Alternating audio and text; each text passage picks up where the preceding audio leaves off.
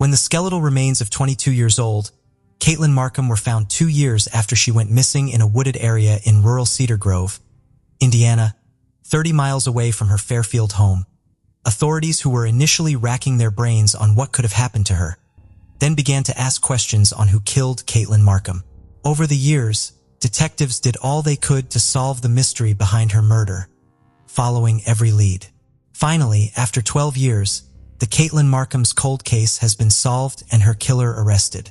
Caitlin Helene Markham was born on the 16th of August, 1990 in Hamilton County, Ohio. Growing up, Caitlin Markham would always light up a room with her bubbly personality. Her family members described her as a light who was warm and showed compassion to others. In a documentary about her death, her younger sister, Allie, said, "Caitlin always took care of me. Her bubbly and spirit-free nature made family and friends compare her to a butterfly. She grew up loving everything arts." Caitlin pretty much had her life planned out before college. At 22 years old, she was wrapping up her undergraduate studies from the Art Institute of Cincinnati in Ohio, and she was already engaged to be married. Caitlin, who was saving up money to move to Colorado with her fiancé immediately after marriage, had 2 jobs. She worked at her campus bookstore and at David's Bridal. Sadly, her bright future would not come to stay as horror struck 2 days to her 22nd birthday. Around 9 p.m. at night, on the 13th of August, 2011, Caitlin Markham arrived home to her apartment in Fairfield after her work shift was over at the bridal shop. On getting home, she was met with her fiancé, John Carter, who was already there waiting for her return. Later that evening, a friend of Caitlin also came over to hang out with the couple, but she ended up leaving after she sensed the tension between Caitlin and John. The friend noticed that Caitlin seemed quiet. She asked John why the couple were acting weird, and John said it was due to magic mushrooms that he and Caitlin had taken.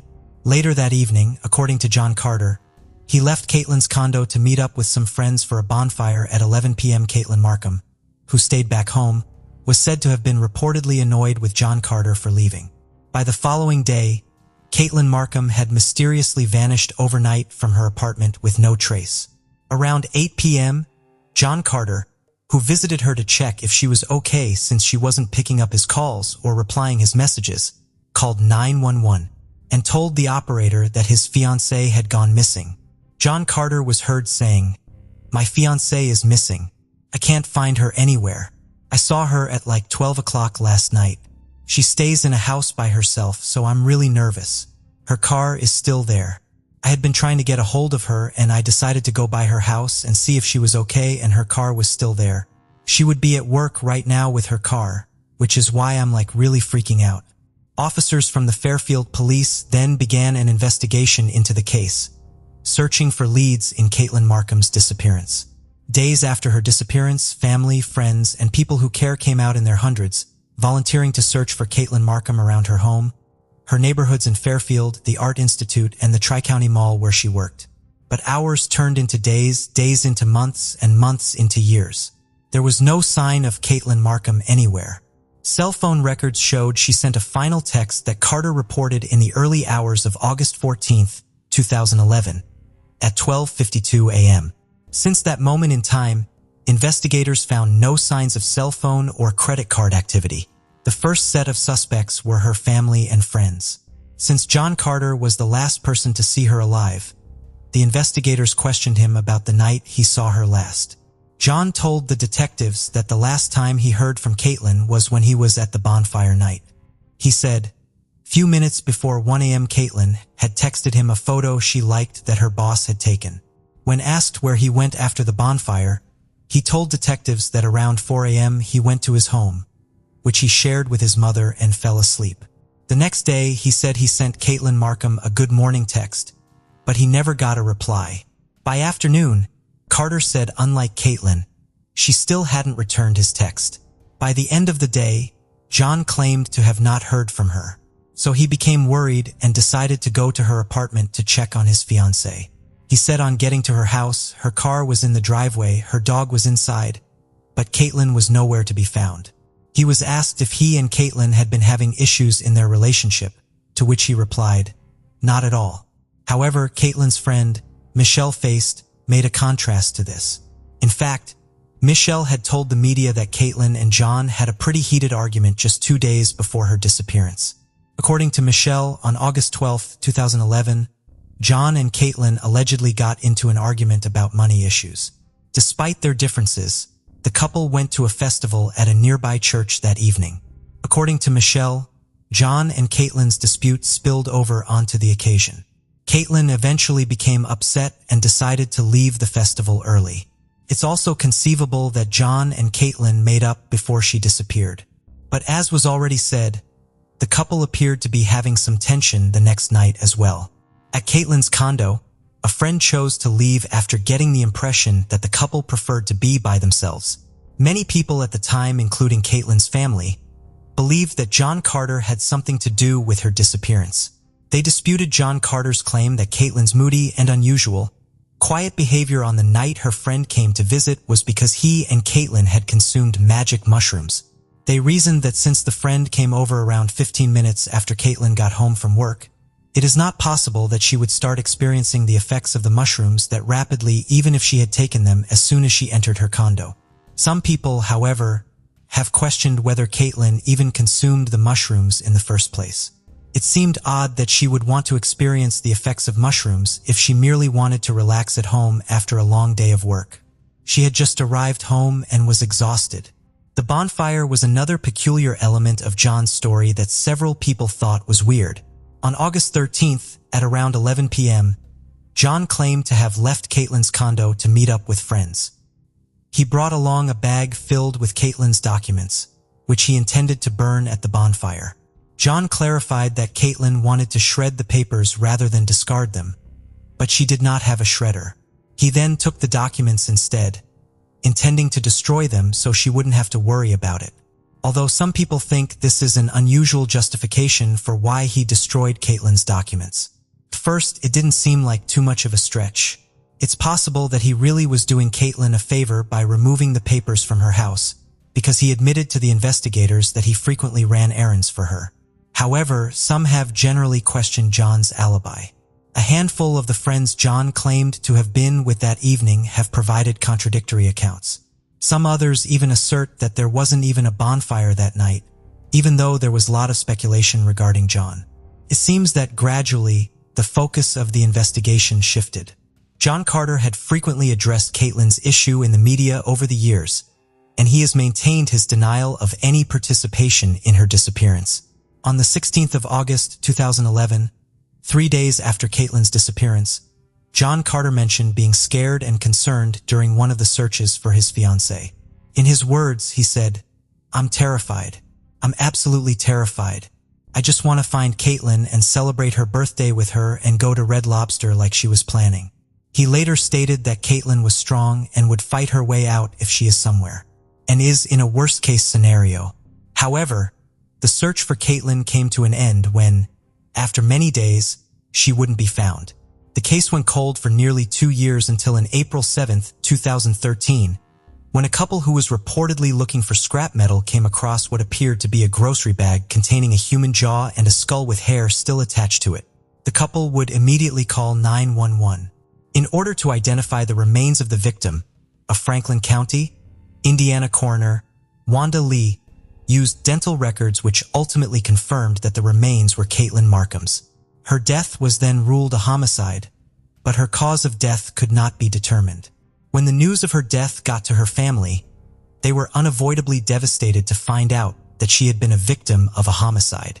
They were also not overly shocked by the information. Her family held on to hope that she would be found safe when she first went missing. Their hopes faded as weeks turned into months without any trace of her. They eventually came to the conclusion that Caitlin had been murdered. On April 18, 2013, Caitlin Markham's family and friends gather for a celebration of life at Harbin Park, one of her favorite places. For months later, on the 25th of August 2013, her funeral was held at her alma mater, Fairfield High School. The room was decorated with many bright colors, just the way she would have loved it. Her fiancé, John Carter, was in tears as he spoke in front of the crowd and called Caitlin the love of his life. "We would have had our kiss. We would have had our marriage. We would have had our honeymoon. We would have had our kid. We would have had our life and we would have grown old together, said John Carter. Since Caitlin Markham's remains were found in Indiana, the Indiana State Police joined in the investigation. In the years following the discovery of her remains, Caitlin Markham's family hired a private investigator to look into the case as well. Though the Fairfield Police and Indiana State Police had opened an investigation on the case, Caitlin's family reportedly felt enough resources were not being dedicated to her death. The Caitlin Markham's case grew to garner national attention over the years. In the year 2016, a documentary was made in her honor to celebrate her life. Her family and friends were featured in the one-hour documentary, which was titled, Taken Too Soon, The Caitlin Markham Story. The documentary also got featured on a syndicated TV show named Crime Watch Daily. On Caitlin Markham's 27th birthday, her family and friends gathered at a Springdale, Ohio movie theater to watch the premiere of the documentary. Her family kept hope alive, believing that the documentary would bring answers to their daughter's murder case. Over the years, many rumors and theories, some fueled by social media, have surfaced as to what happened to Caitlin Markham. One theory stated that she died of a drug overdose, and those with her panicked taking her body to Indiana and dumping it on a rural road in Franklin County. Other theories point to family and friends being responsible for her death, including her fiancé, John Carter. After a lot of investigation, sheriff's detective announced that there was a suspect in the case, but a name was not mentioned. However, the arrest of Michael Strauss and his past life prompted speculation about the unsolved homicide of Caitlin Markham at the time. Police say Michael Strauss is responsible for the death of 23-year-old Ellen Week at his Liberty Township home. Michael Strauss was charged with murder after a body believed to be Ellen Week was found in a field on Milliken Road. Ellen Week was also said to have disappeared from her home like Caitlin did. Michael Strauss was considered a suspect in Caitlin Markham's case at the time because there were photos posted online, which featured Michael Strauss, Caitlin Markham, and other friends. These photos suggested that Michael Strauss was an acquaintance of Caitlin Markham.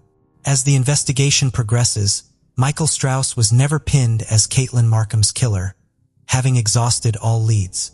The reward for information leading to the arrest and conviction of Caitlin Markham's killer grew to $100,000 over the years. But despite the investigation on the case by multiple law enforcement agencies, her case remained unsolved for over a decade.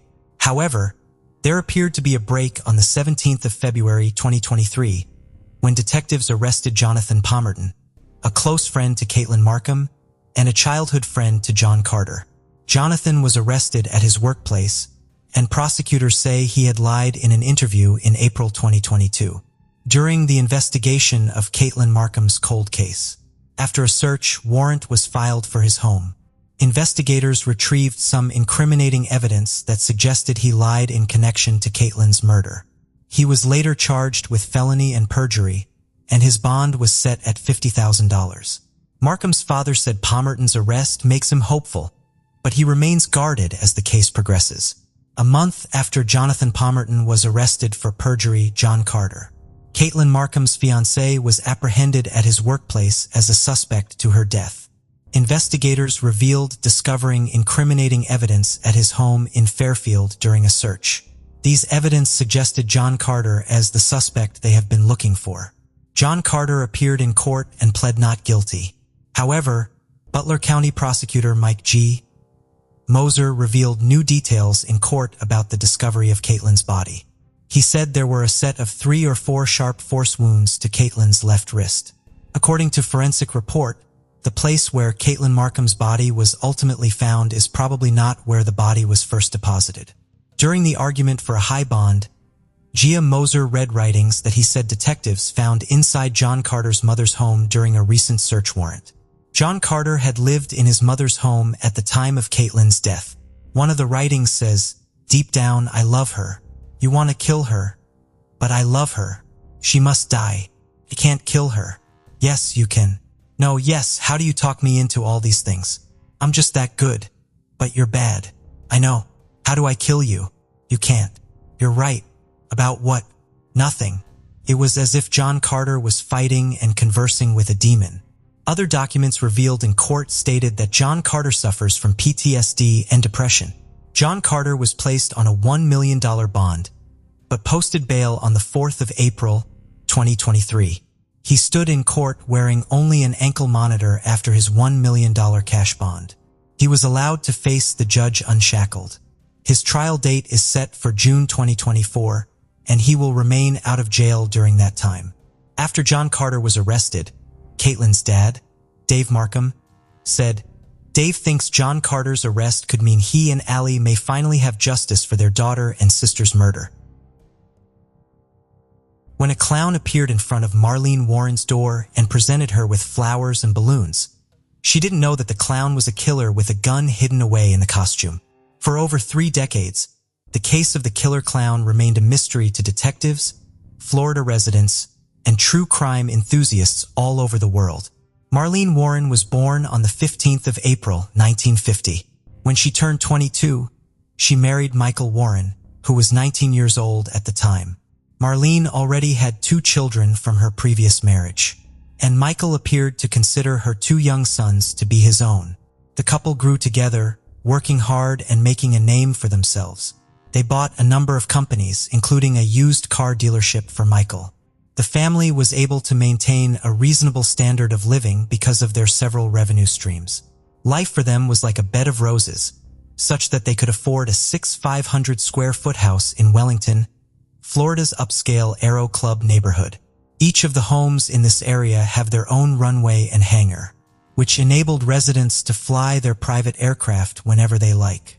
The Warrens appeared to have it all, yet this was not the case at all. At his auto dealership in 1983, Michael experienced legal troubles. Customers accused him of fiddling with the odometer, and the authorities arrested him. He was consequently given an 18-month probationary period. By the year 1990, it was widely known that the Warrens were experiencing marital issues. Michael was allegedly having an affair with Sheila Keene, one of his staff. Despite Sheila and Michael's denials to this allegations, Sheila's husband decided to leave her. On May 26, 1990, a white Chrysler LeBaron with no license plate traveled down the street where Michael and Marlene lived. Marlene and a friend were in the kitchen when they saw a clown-costumed person approach the front door with a basket of flowers and balloons. Marlene grew up in a clown-loving family. Her family adored clowns so much that her mother keeps a whole room filled with clown collectibles. She had paintings of clowns that 14-year-old Marlene had created. For the adoration of clowns, Marlene hurried to the front door to welcome her visitor. Her son, Joseph Aarons, who was present at the time, recalled hearing his mother comment, "How pretty." This appeared to have been Marlene's last words, because a short while afterwards, everyone in the house, including Joseph's friends who came visiting, heard a pop sound.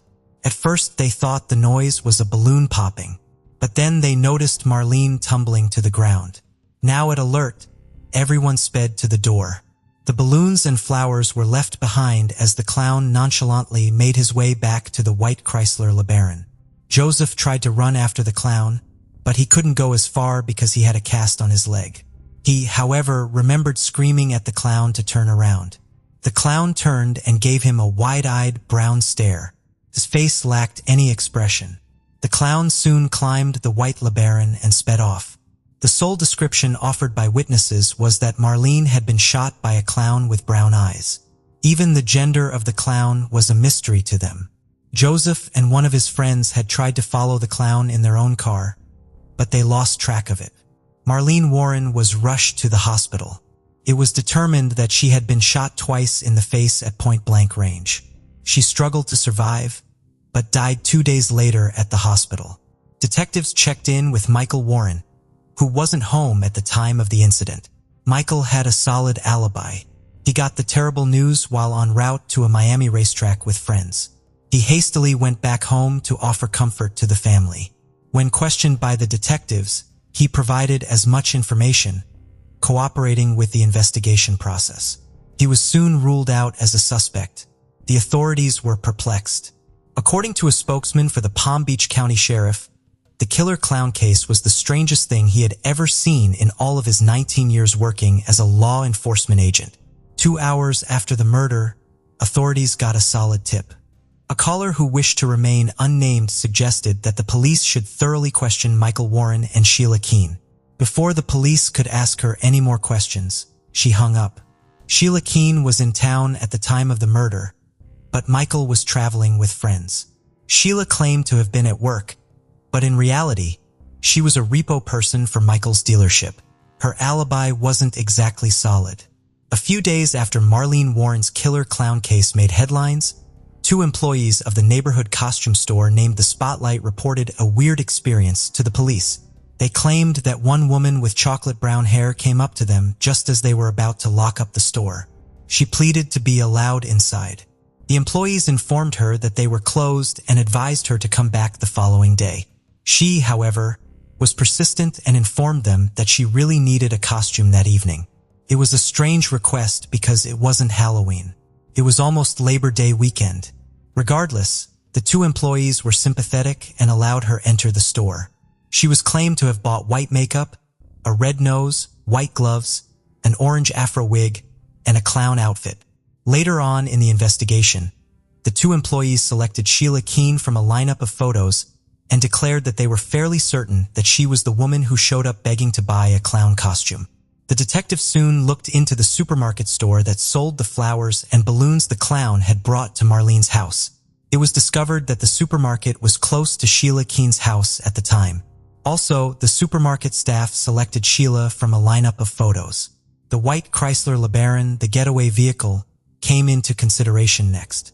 When asked, Michael Warren asserted that he had no knowledge of the vehicle.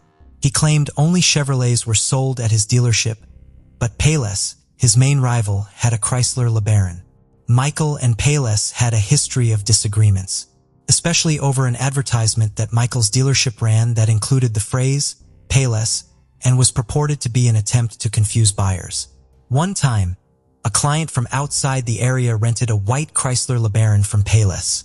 The customer searched up Payless' number when it was time to return the car, but ended up contacting Michael's dealership instead. The client said they were instructed to park the vehicle outside the dealership with the keys inside the sun visor. The LeBaron, however, later vanished. After the murder, the getaway vehicle used by the clown was abandoned in a grocery store parking lot. During their search, police discovered orange synthetic threads in the vehicle that resembled a clown wig strands. They also discovered brown long hairs. Sheila Keene had long brown hair at the time of the murder. The police found more orange fake hair strands inside her residence during a search warrant. At this point, everything seemed like a simple situation to resolve. But that wasn't the case. Michael and Sheila vehemently denied being involved in Marlene's murder. They refuted having a conversation with the police without the presence of a lawyer.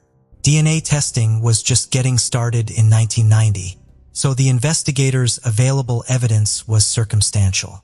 The investigation into Marlene's murder was abandoned, but Michael's legal issues intensified. During the course of the investigation into the murder, Michael's unlawful business dealings came to light. Police discovered proof of additional odometer tampering and consumer overcharging. Following the arrest of an employee, Michael surrendered himself to the police. In 1992, Michael's case went to trial, and he was sentenced to 4 years in prison. After being released in 2002, Michael married Sheila Keene a few years later. The couple started a new life in Tennessee by operating a restaurant. Sheila changed her name to Debbie and informed the community that it was a childhood nickname. Michael must be a good businessman because his new restaurant was a success. The couple's success allowed them to settle in Heron Point, a posh neighborhood close to the Virginia-Tennessee border. They made lots of friends and fit in well with their new neighbors. Few locals were familiar with their history. Michael told their new community that he has owned restaurants since he was a teenager. Marlene Warren's demise benefited Michael as well. He was the beneficiary of Marlene's life insurance policy, not her son. He took over $50,000 from Marlene's family, leaving them with virtually nothing. Detectives had their suspicions, but there was no concrete proof on ground. Michael and Sheila were immediately suspected of the crime, but a grand jury was never convened to that effect. Earlier in the investigation, the police were informed by Michael's acquaintances that they had seen arguments between him and Marlene, and that Marlene had questioned Sheila about her and Michael's affair. Above all, they claimed Michael didn't seem overly saddened by Marlene's passing. Detectives knew they merely needed to fit the puzzle pieces together, because there were many of them. DNA was the case's linchpin. Police took blood and hair samples from Sheila in 1990, but they lacked the equipment to analyze them. Over 25 years passed as the samples rested in a cooler. Police were able to reactivate Marlene Warren's cold case in 2013, thanks to a federal grant they were able to obtain. They had previously tried DNA testing, but the results were inconclusive. Fortunately, technology has improved and produced sufficient evidence to charge Sheila for Marlene's murder. In September 2017, Michael and Sheila were stopped by authorities 5 minutes away from their home. They were unaware that Marlene Warren's cold case had been reopened. 27 years after the murder, the police informed them that an arrest warrant had been issued for Sheila Keene Warren. Michael Warren still maintains that neither he nor Sheila are involved. In an interview, when questioned if he was involved in the killing of his first wife, Michael replied with, "Definitely not." He further said he wouldn't have been with Sheila if he thought she had anything to do with Marlene's murder. A lawyer named Christopher DeSantis told detectives about a fascinating chat he had with Michael Warren before Marlene was killed. DeSantis claimed that Michael had questioned him about what would happen, theoretically speaking, if a husband murdered his wife. He recalled telling Michael that the husband would escape punishment if a friend of his committed the murder, and there was no way to connect the husband to the friend. Intriguingly, DeSantis also recalled telling Michael that if someone was dressed as a clown, they would get away with it because it would be impossible to identify them. Despite this, the evidence isn't sufficient for the police to accuse Michael Warren of killing his wife Marlene. Marlene's son Joseph Aarons, who was a teenager at the time of his mother's death, remembered it as one of the worst days of his life. He expressed his desire for justice in an interview, but he would not specify whether he thought Michael was somehow involved in his mother's death. Sheila was locked away for 5 years before her trial commenced. During those times, she and Michael's love endured. They wrote each other several letters. After trial, Sheila Keene pleaded guilty to second-degree murder and was given 12 years in prison. Between 1996 and 1997, 3 young women vanished one after another in the affluent suburb of Claremont, Perth.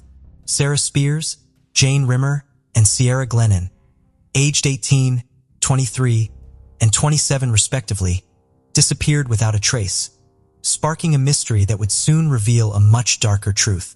The question arose, were these disappearances connected? What really happened to these young women?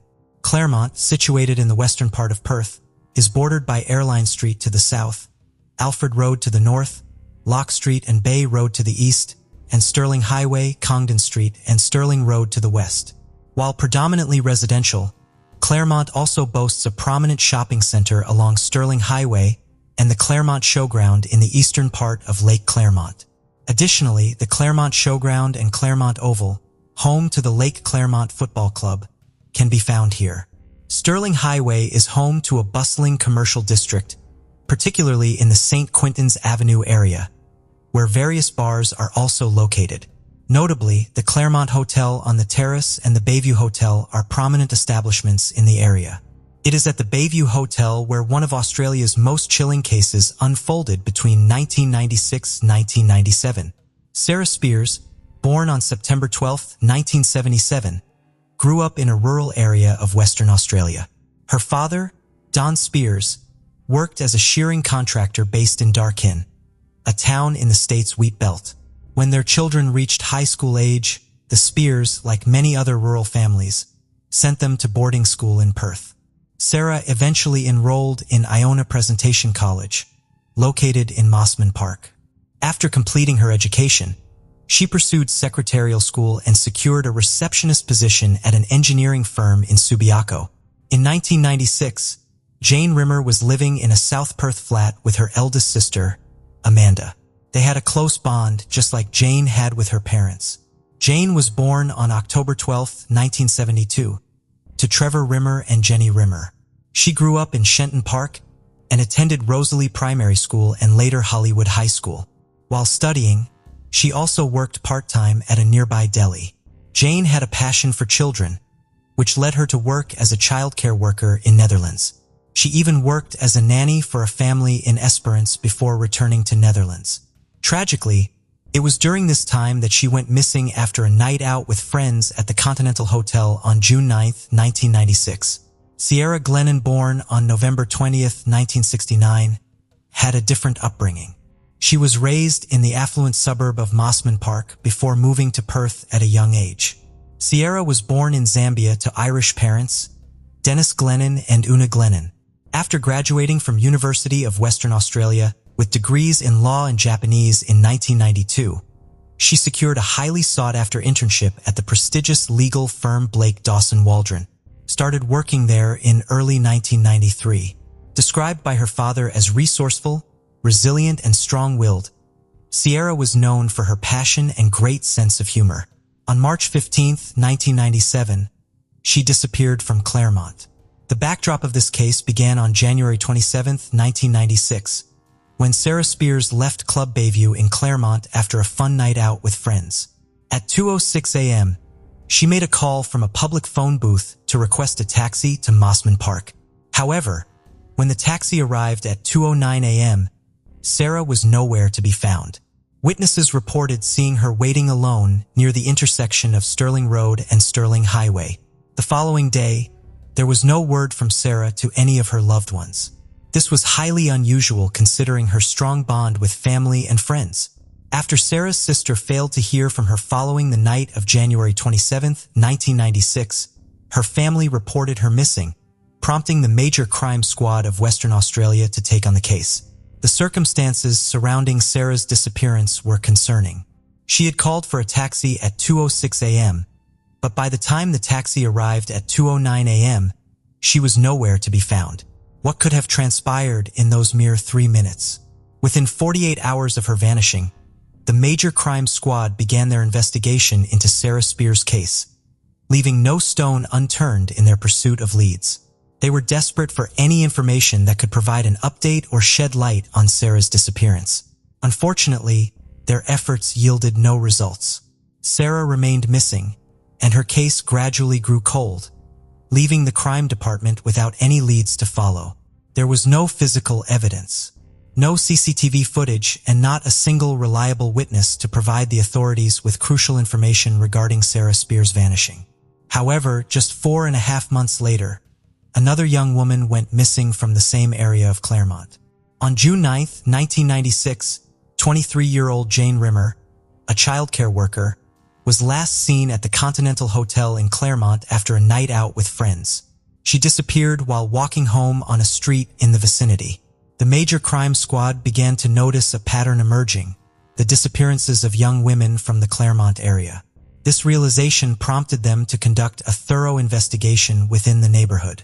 Jane's family experienced the same distress as Sarah's family when she vanished from Claremont.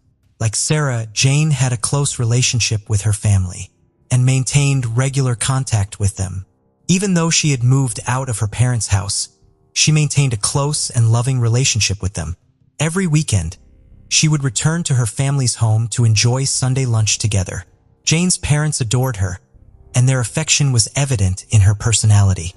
The Major Crime Squad was diligently searching for any potential leads, including eyewitnesses and taxi drivers, may have had contact with or witnessed anything related to the case. Up until August 3, 1996, the disappearance of these two young women remained a perplexing missing persons case in Claremont. However, everything changed when Jane's body was discovered by a family in a wooded area just 40 kilometers away from Claremont on that fateful day. The Van Rolta Evans family stumbled upon the grim sight while driving through the semi-rural land in Wellard, located about 40 kilometers south of Perth. Tammy Van Rolta Evans, the mother, ventured down a bush path while her children played nearby, captivated by the sight of the largest death lily she had ever seen. As she admired the flower, she noticed a pair of feet and, upon further investigation, discovered Jane's naked body concealed behind branches. The Major Crime Squad was immediately notified, and a large team swiftly arrived at the scene, retrieved the body for autopsy, and launched a thorough investigation. The discovery of Jane's body marked a significant turning point in the case. In the hopes of finding any clues that could lead to the killer, the area where her body was found underwent meticulous examination. Detective Paul Ferguson, who was leading the case at the time, expressed optimism that these findings might provide valuable information in locating Sarah. Pathwest pathologist Clive Cook confirmed that Jane's death was indeed a murder, as a deep wound from a sharp object was discovered on her throat, along with defensive wounds indicating that she had fought back against her assailant.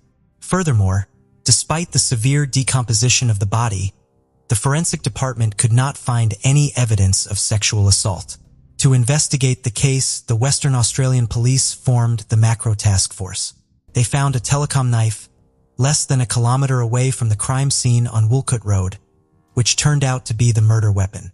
On the night Jane was killed, two couples residing in Wellard reported hearing a lady screaming and shouting. Kenneth Mitchell claimed to have seen a car driving off in the direction where Miss Rimmer's body was found after hearing the lady yell, "Leave me alone. Let me out of here." Another couple in the same area remembered hearing cries that abruptly stopped. All these witnesses, evidence, and forensic results pointed towards the use of a sharp tool, most likely a knife, in the murder. However, the evidence didn't confirm the murder weapon yet. Fast forward to March 15, 1997, 9 months after Jane Rimmer's disappearance, another young woman named Ciara Glennon, age 27, went missing from the same area in Claremont while heading home. The Macro Task Force immediately took over the missing persons case. Ciara's father, Dennis Glennon, made an emotional appeal for help to find his daughter, stating that she would fight back due to her upbringing. On April 3, 1997, the body of 27-year-old lawyer Ciara Glennon was discovered partially buried in undergrowth in a bushland area north of Perth, near Piccadilly Road in Eglinton, just 19 days after her disappearance. The discovery of Ms. Glennon's body was made through a tiny limestone trail.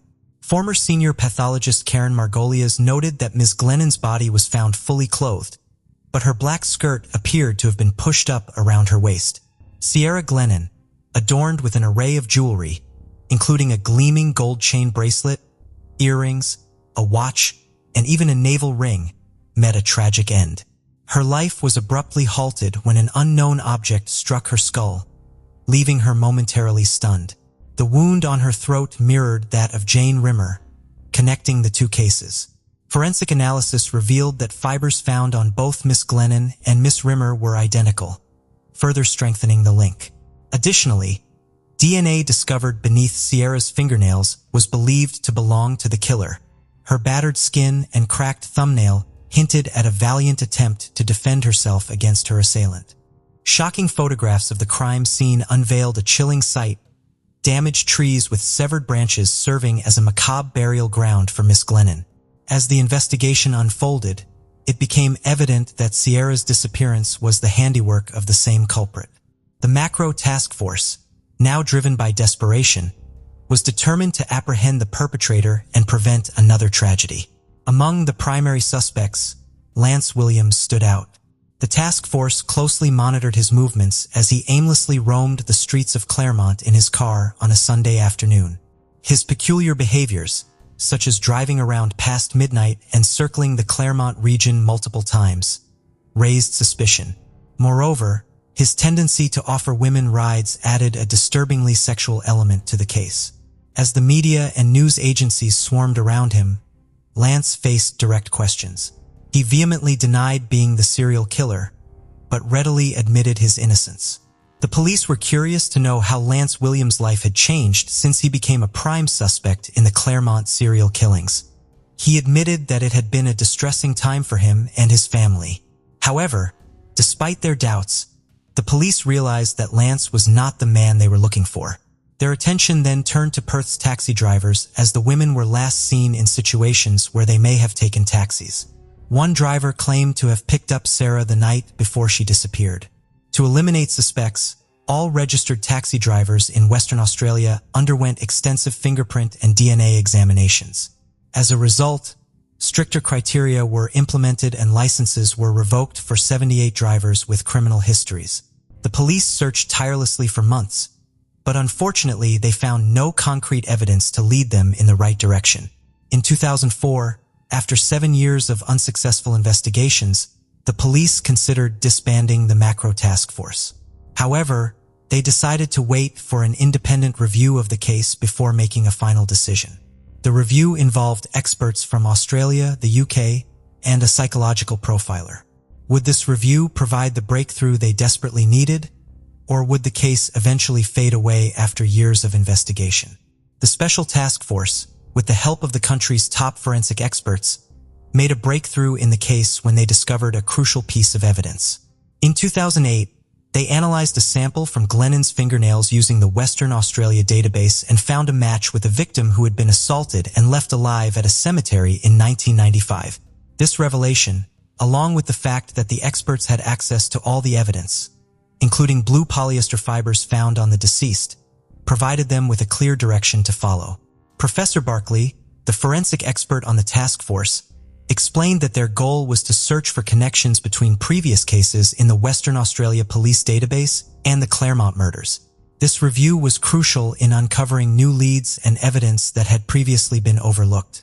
The discovery of male DNA beneath Ms. Glennon's fingernails was a major breakthrough in the Claremont case after 12 years. Scientists in a specialized London facility utilized an advanced technique called low copy number analysis, which was not available in Perth at the time, to identify the DNA in 2008. Brendan Chapman, a forensic scientist in Perth and former crime scene investigator, revealed that they used a procedure called polymerase chain reaction to amplify the DNA for more detailed analysis, as they lacked the sensitivity to identify a single copy of DNA. This amplification process resulted in obtaining a DNA profile. In a surprising twist, the DNA sample matched DNA obtained from a teenager who had been kidnapped and assaulted in a park in Claremont's Karrakatta Cemetery in 1995, a year before the killings began. Now they had the suspect's DNA.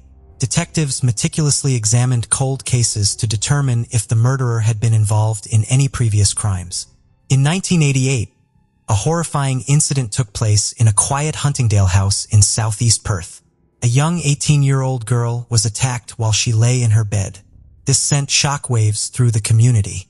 The intruder, startled by the girl's cries for help, fled the scene, leaving behind a stolen kimono from a nearby clothing line. Authorities were determined to solve this unsettling case and connect it to another similar attack. They meticulously analyzed a fingerprint collected from the doorknob of the Huntingdale property, which had been preserved since 1998. It was a crucial piece of evidence that would lead them closer to the truth. In 2008, the fingerprints were matched to a man named Bradley Robert Edwards, who had a previous record of attacking a hospital employee in 1990. This faceless man who had brought tragedy to the innocent souls of Claremont was none other than Bradley Robert Edwards himself. It was a chilling revelation. Growing up in Huntingdale with his parents, younger brother, and sister, Bradley followed in his father's footsteps and worked as a technician at Telstra throughout his professional career. However, beneath the surface, a darker side of Bradley emerged.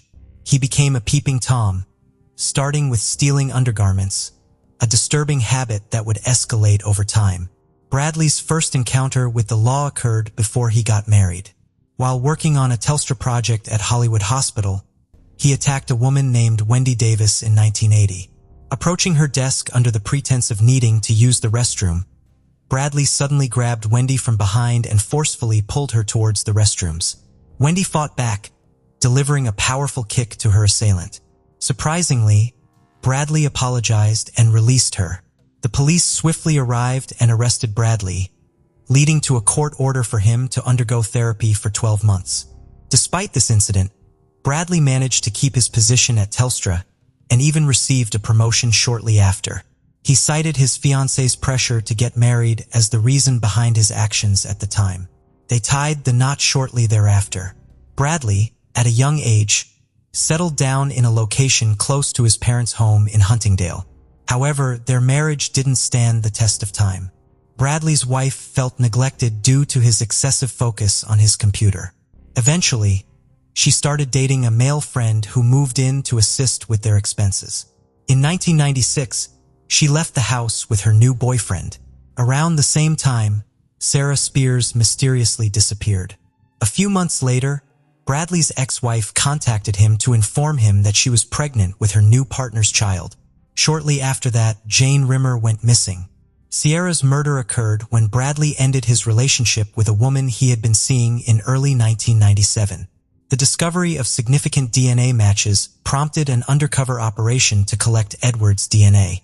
During a visit to the movies, he left an empty Sprite bottle outside the theater, which the police swiftly seized for DNA analysis. The DNA taken from the bottle was found to match the unknown male's DNA profile found under Sierra's fingernails, providing the crucial evidence the police needed. Bradley Robert Edwards, aged 52, was arrested on December 22, 2016, and 3 years later his trial commenced.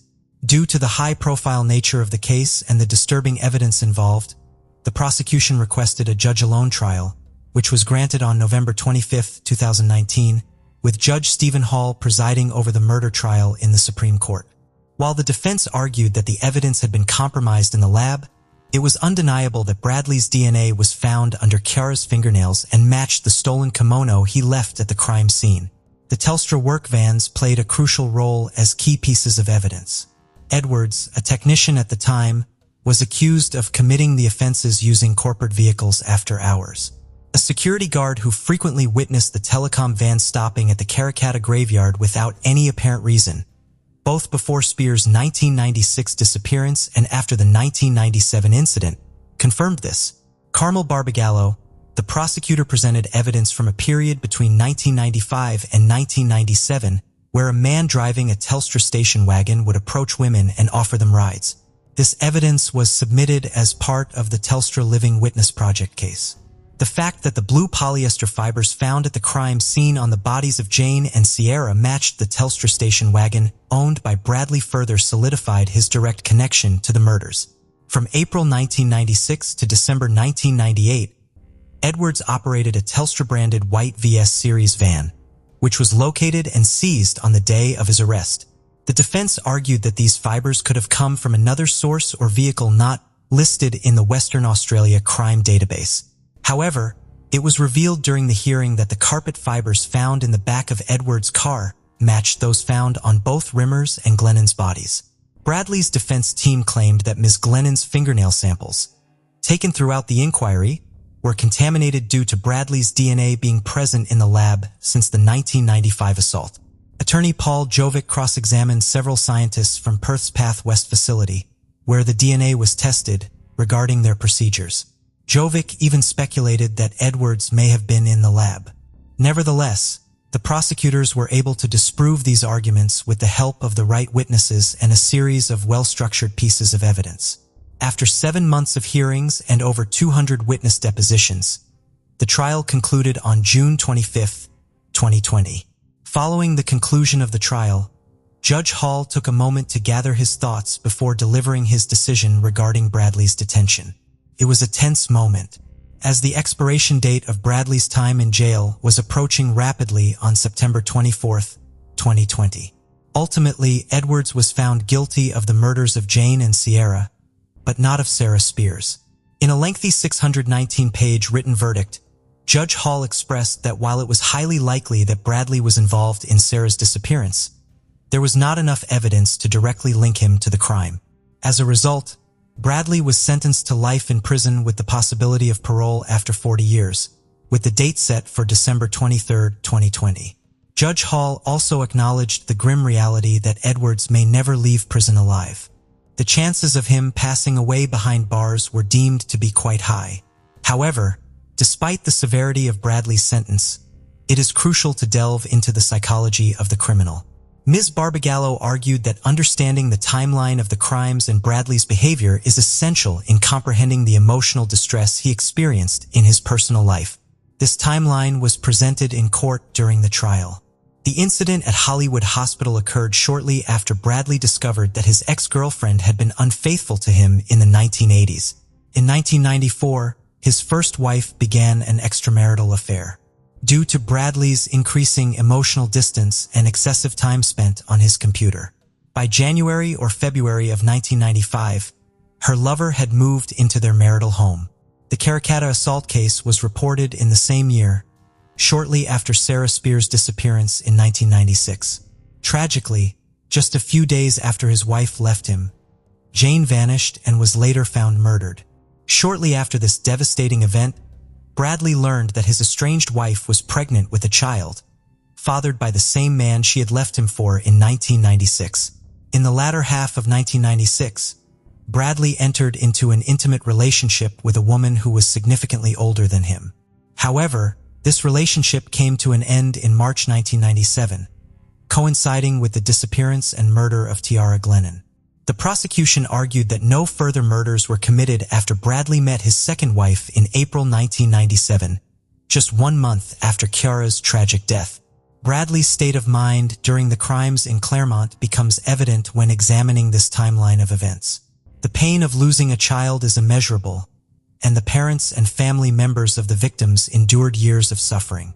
However, their resilience prevailed as they witnessed justice being served.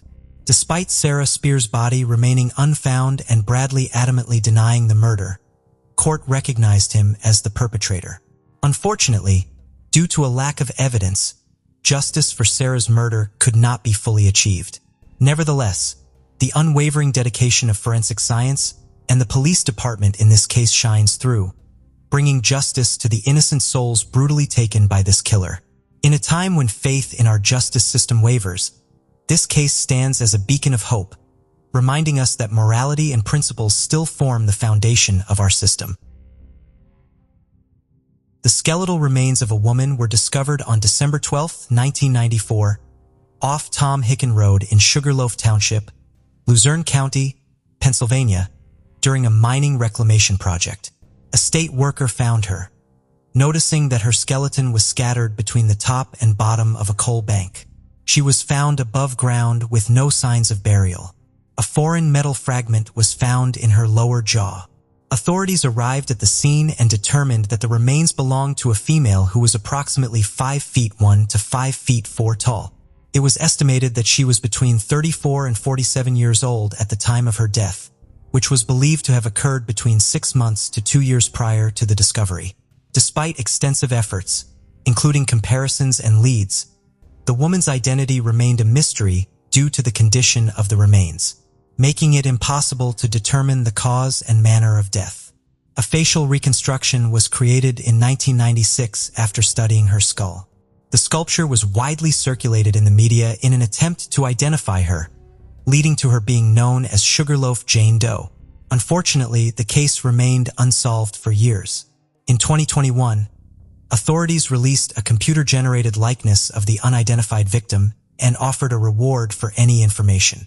Thanks to recent advancements in DNA technology and forensic genealogy, a potential relative of the unidentified woman was identified by Othram. Investigators interviewed the relative, obtained an additional DNA sample, and confirmed that she was her sister. In February 2024, after almost 3 decades, state police announced that the unidentified woman was positively identified as Margaret Carol Wininger.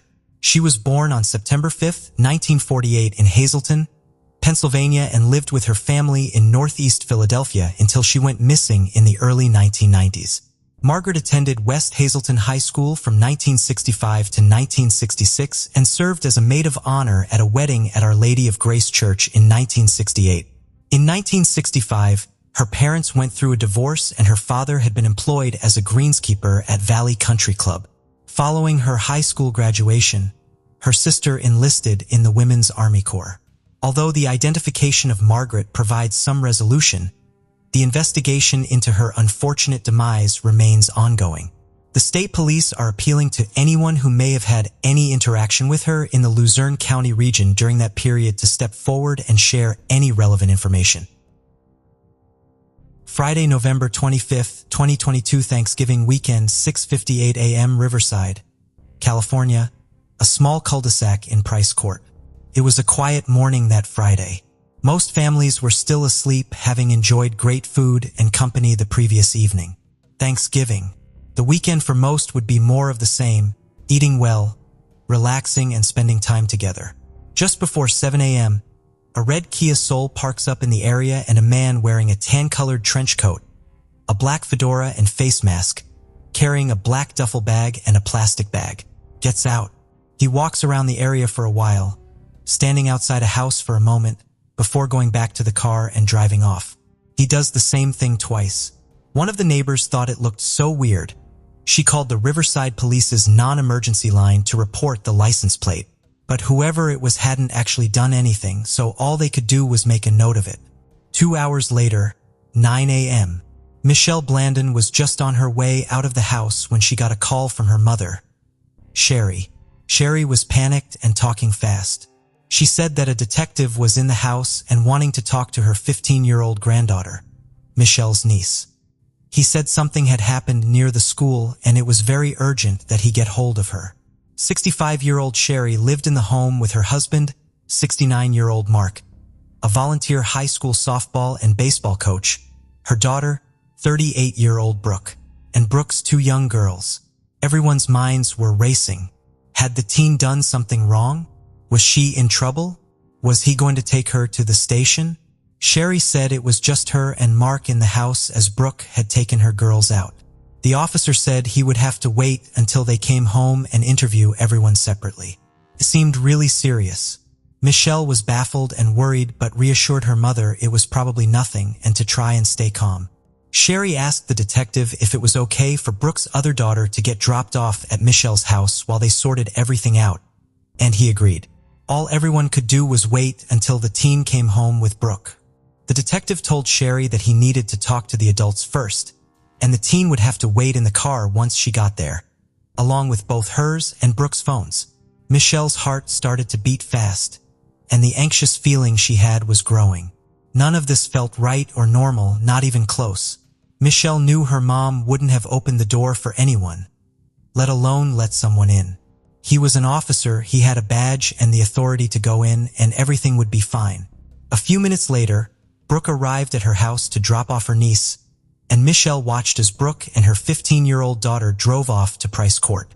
Michelle called Sherry back and said they were on their way over, and asked if everything was okay. Sherry's voice was shaky and she was fighting back tears. She said the detective was still in the house, but before she could say anything else, he took the phone off her. Calming and reassuring, he said, "I'm here with your mom. She is kind of being anxious and freaking out. Everything is going to be okay. It's all okay." He passed the phone back over and Michelle strained to hear what was being said. She heard the detective say, as part of the investigation, that he needed to search the teen's room. The room with the Green Bay Packers memorabilia, he said. Michelle felt sick. How on earth did he know what the inside of her family's house looked like? But before she could say anything to her mother, Sherry said, "I'll call you back," and the line went dead. There was nothing Michelle could do but wait, so she tried to shake it off and headed out into town. Brooke finally pulled up and went inside, her daughter staying in the car as per the officer's instructions.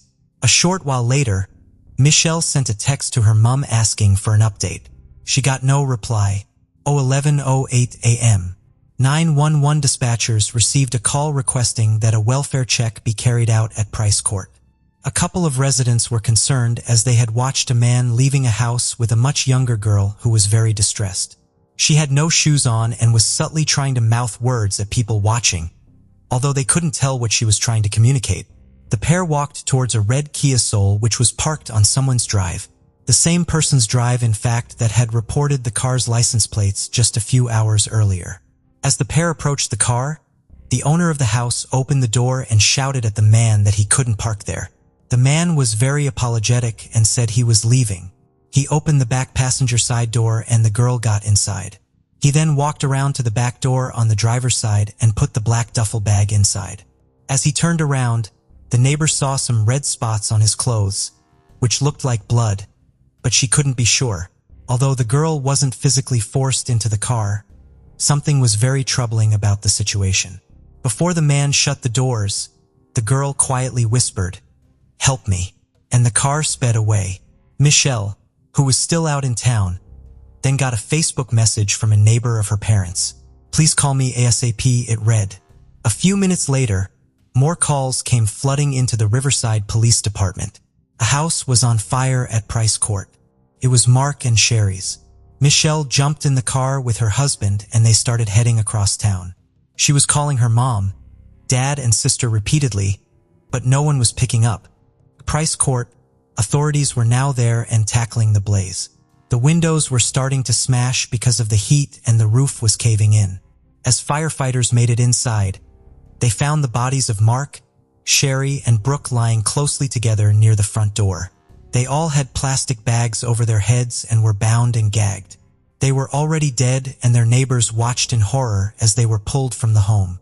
Michelle and her husband pulled up to her parents' house just after this, and Michelle tried to run through the tape as the police dragged her back. Her parents' and sister's cars were still parked outside, and although it was too early to tell who had been inside, soon heard that several bodies had already been carried out. As a shaken Michelle headed to the station with the police, other officers were trying to track down the red Kia. Michelle told them about the strange phone calls that morning and the detective inside her parents' house. She said there was no way the man would have got inside the house without showing some form of ID. Sherry would never have let him in without this, no matter what he said. Police were still not confirming anything, but when Michelle told them about her father's 2 tattoos on each arm, a Green Bay Packers logo on his left and a Notre Dame mascot on his right, she was faced with a situation that she had somehow been trying to rationalize and come up with excuses for. Her mother, father, and sister were inside the house, and her niece was now missing. Despite people wondering if the fire had caused their deaths, an autopsy would later reveal that Mark, Sherry, and Brooke had all likely died of asphyxiation. They had been bound and gagged before plastic bags were put over their heads, and Brooke's throat had been slashed. Mark was killed first, and they could see from the injuries that Brooke had really tried hard to fight off the attacker. 3 of the family's dogs would also die in the fire, along with their pet bird. Their 4th dog, which had been in the backyard at the time, survived and went into a shelter whilst a new home was found. For the small, quiet community and everyone that knew the family, it was impossible to believe that anything like this could happen on their doorsteps. Around the same time all of this was going on, over 2,000 miles away in Virginia, a woman was filing a missing persons report. Her boyfriend of 5 years had taken off, and now she couldn't get hold of him. The couple had been celebrating Thanksgiving together in San Diego for a few days with her parents when he suddenly started packing to leave. He said he had run out of vacation time and needed to drive back to Virginia, where he had just purchased a house. But the drive would take over a day, and this hadn't been their plan. Little did she know he hadn't set off to Virginia. He had set off for Riverside, California, and she would soon realize it was her boyfriend that was now on the run with the missing 15-year-old girl. Using the license plate the neighborhood had previously given them, police in Riverside were finally able to track down the red Kia as it was heading into Kelso, an unincorporated area of San Bernardino County, on a totally empty and rural road far away from anything. They caught up to the car, and a SWAT team and helicopter were in pursuit. The man finally pulled over and jumped out of the car, firing his gun. He showed no signs of backing down. A shootout ensued with the man as the girl ran from the car. In a matter of seconds, the driver was dead and the teen was with the police. Most reports state that he had turned the gun on himself, but some say he was killed by police fire. The 15-year-old, who to this day has never been named, was alive and unharmed. She was taken into protective custody before they began interviewing her. She and her sister also began a lengthy process of trauma counseling, and a GoFundMe raised over $100,000, which would be given to the girls. Upon hearing that she had been found alive, Michelle commended the neighbor for being so diligent in reporting the number plate and for persisting they look into it. She believes it absolutely saved her niece's life. The man who had kidnapped her and killed her family was 28-year-old Austin Lee Edwards, a serving Virginia State Deputy Sheriff. To the authorities' surprise, the teen said she did actually know Austin, having met him online, but he was not the person she thought he was. The pair had started speaking on Omegle, a free online chat site that allows people to socialize with others without the need to register or create an account. The site randomly pairs users in one-on-one chat sessions where they talk anonymously using the names you and stranger. She had been honest about her age, but Austin had told her that he was 17. It is unknown what, if any, pictures he was using or who he was pretending to be. The police couldn't determine how long they had actually been talking for or how he had got hold of her address, but at some point Austin had asked her for photographs that were sexual in nature. She said after this she stopped talking to him. Detectives theorized that maybe he killed her family in retaliation, or he thought that if he kidnapped her, he could stop her from talking to anyone. They also couldn't rule out the possibility that he did have some explicit photos of her. And maybe this was an attempt at sextortion. His messages showed he was clearly obsessed and was going to stop at nothing. But with more than 1 million pages of social media content to go through, it was safe to say the full story would take some time to come to light. The teen told police that morning that she had no idea what was going on as she and Brooke pulled up to the house. She said she had waited in the car following Brooke's instructions, but it ended up getting too hot. She took her shoes off and stood outside for some air before tentatively walking inside the house to see what was going on. As soon as she went through the door, the first thing she saw was her grandmother Sherry with a bag over her head and her hands tied. She was still moving slightly. Before she had time to process anything, Austin appeared and pointed a gun at her and ordered that she leave with him. It is unknown where he was driving her or what, if any, conversations took place in his car.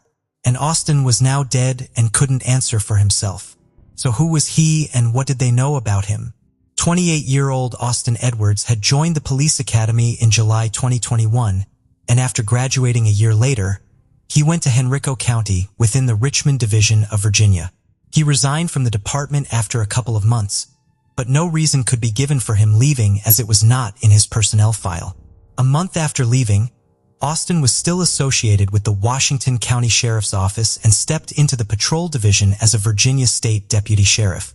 Little under 2 weeks before he drove to California, in a small town of less than 2,000 people, Austin had purchased a new home.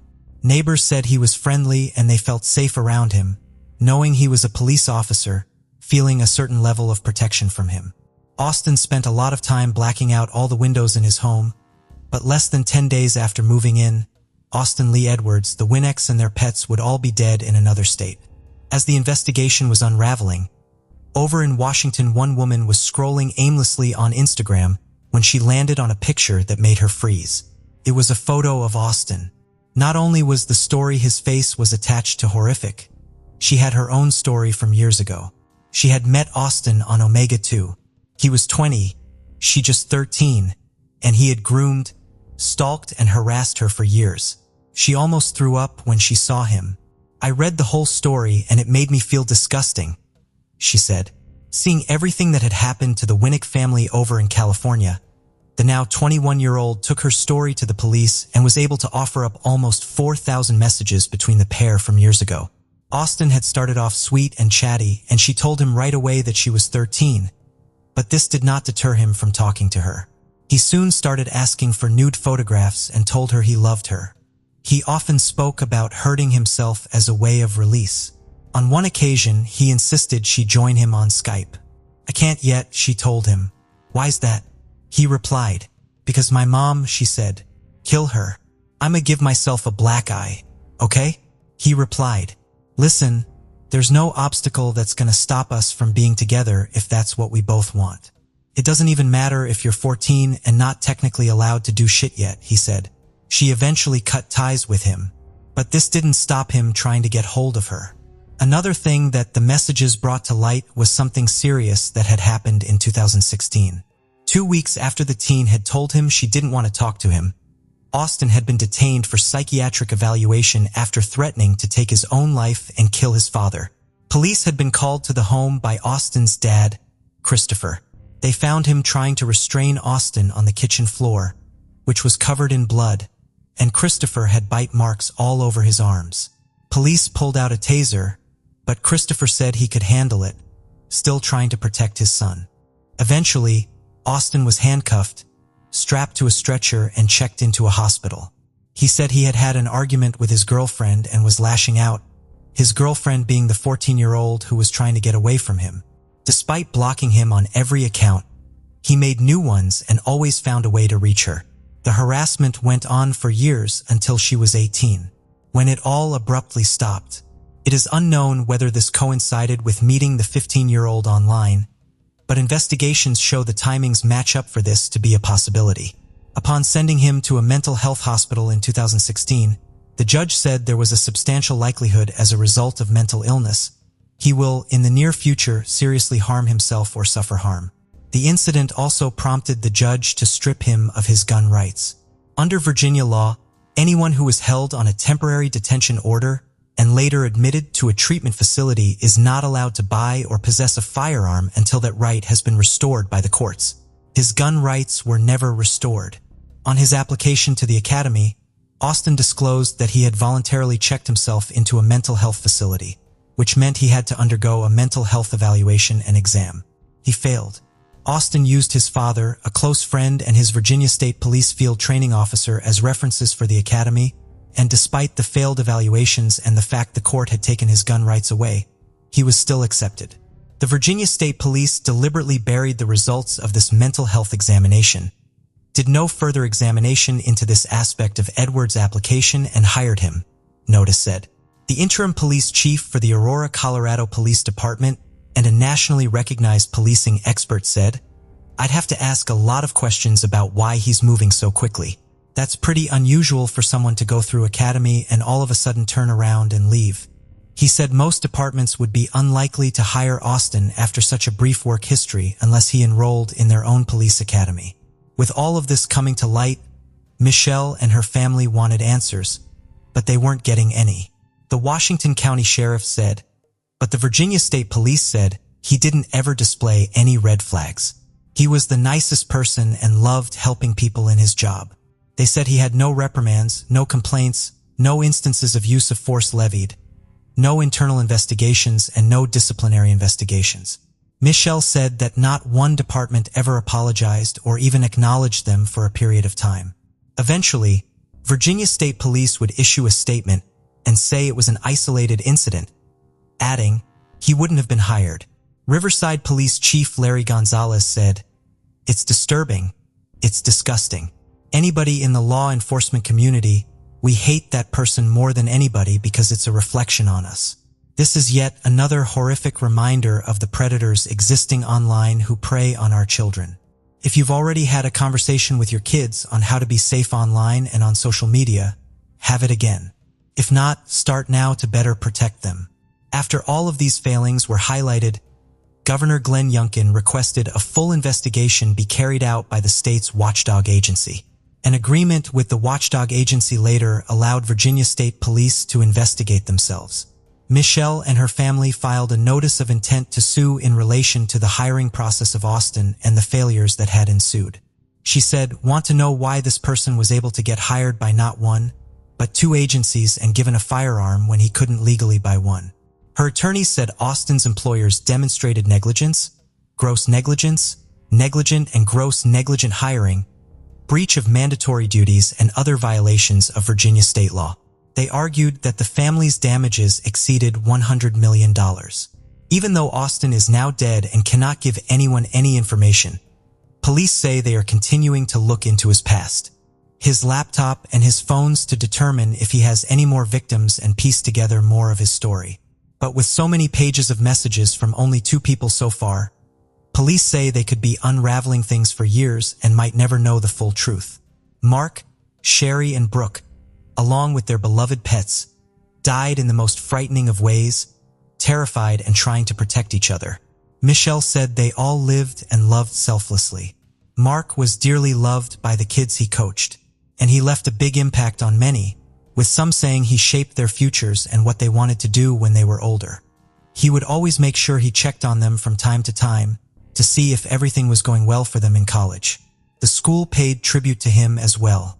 His neighbor said he was someone that never stopped and loved being busy. He would offer to mow people's lawns to help them out and to pass the time. Sherry loved nothing more than being with her family. Celebrations like Thanksgiving and Christmas were her favorite times of year, when everyone could just be together and she would bake cakes and cookies for her children and grandchildren. "We had a family debate and it got heated on if the brownies my mom made should be frosted with sprinkles or just left plain," Michelle said. "Little did I know on that day would be the last time my husband and I would see my parents and sister again."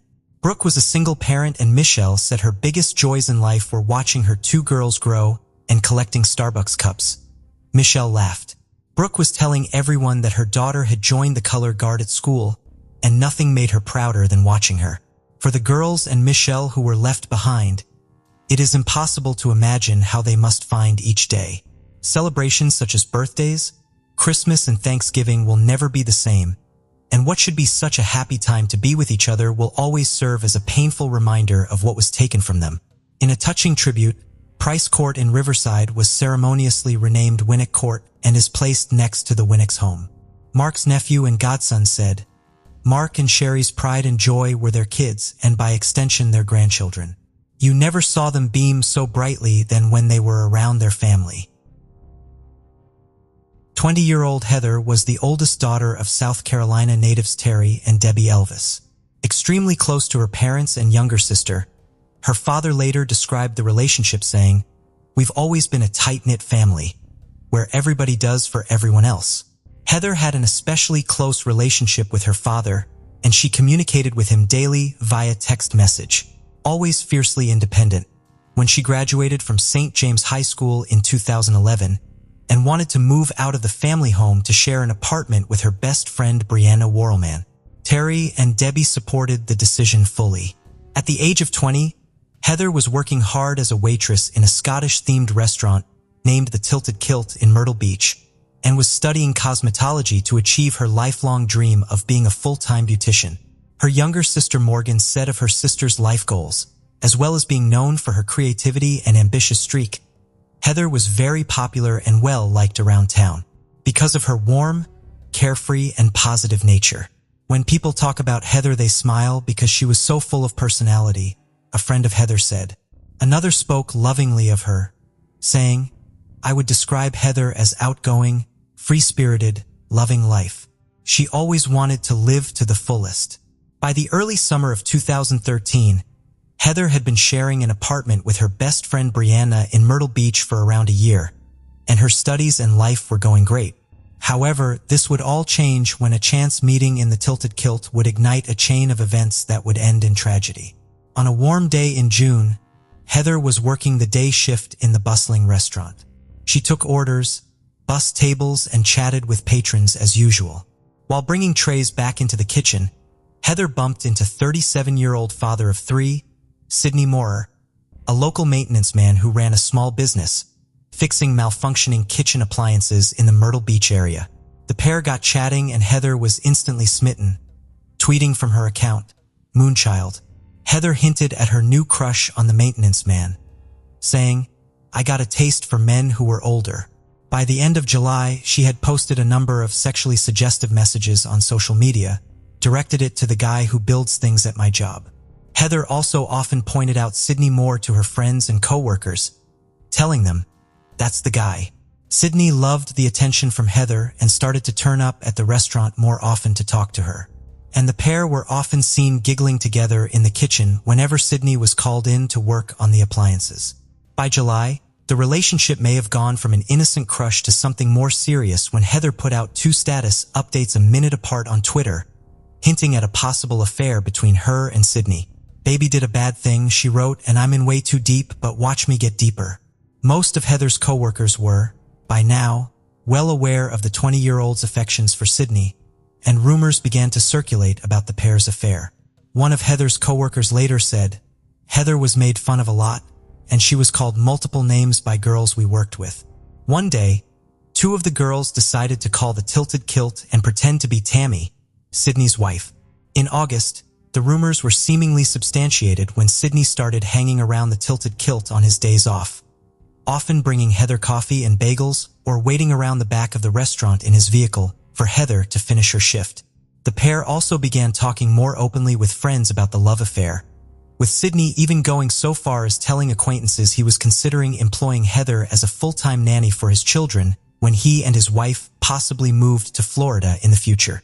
Heather also mentioned to her friends that Sidney had asked her to be the nanny for his children, which they all felt was strange considering they appeared to be having a sexual relationship. Heather and Sidney communicated via mobile phone constantly and would often drive their cars to remote and isolated locations to meet each other for sex. It was a toxic roller coaster of emotions for Heather. Sidney often told her he was unhappy with his wife and was planning on leaving her, which he never did. Heather's friends warned her that the older married man was stringing her along. By mid-September of that year, all of the secrecy and sneaking around had started to take its toll on her, and on September the 21st, it is believed that Heather attempted to bring an end to the affair, or the relationship shut down somehow, due to Heather tweeting, "Once upon a time, an angel and a devil fell in love." It did not end well. Things became even more toxic when Sydney's wife, 34-year-old Tammy, finally discovered the relationship and confronted Heather over the phone. According to Heather's housemate Brianna, who was present at the time of the phone call, Tammy belittled Heather and said that Sydney had just used her as a booty call. The enraged woman then made her husband speak to Heather on the phone. Brianna would later tell investigators that Sydney had shouted down the phone at Heather, "You were nothing to me. You were just someone who spread your legs." They basically tore Heather apart as a human being and who she was as a person and made her feel horrible about herself, Brianna added. And Sydney Moore's marriage was seemingly an extremely abusive one, with criminal prosecutor Chris Helms later telling reporters, "Tammy Moore was definitely the more domineering part of that couple. She told Sydney where to work, when to work, what to do. If I could classify Sydney as anything in that relationship, it would be utterly submissive." Chris Helms also stated that Tammy had been livid at the betrayal and wasn't content to simply end the young girl's relationship with her husband. She wanted to destroy Heather's life. It was also around this time that Tammy began handcuffing her husband to the bed at night to stop him from leaving while she slept. She also changed the passcode on his phone to a combination only she knew and bullied him into getting her name tattooed across his lower stomach, just above the crotch. Sydney had agreed to all of these extreme demands in the hopes of saving his marriage and keeping his family together. According to Brianna, Tammy's attacks didn't end with that phone call, but instead escalated into a full-on campaign of hate. Tammy even going so far as to continuously call Heather's workplace in an attempt to get her fired. Tammy was relentless. She would call off of Sydney's phone. She was sending pictures of her and Sydney performing sexual acts, videos of the two of them together. Heather sent a text message to Sydney begging him to make his wife stop the harassment, writing, "I lost Albers today because they sent me home after she kept calling."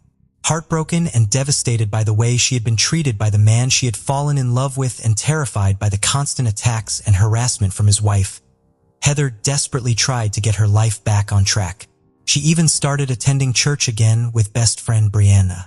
When Tammy sent yet more aggressive and threatening messages to Heather in the beginning of November, saying, she also said Heather, by now mentally and physically exhausted by the ordeal, simply replied, "I think you're a little obsessed with me.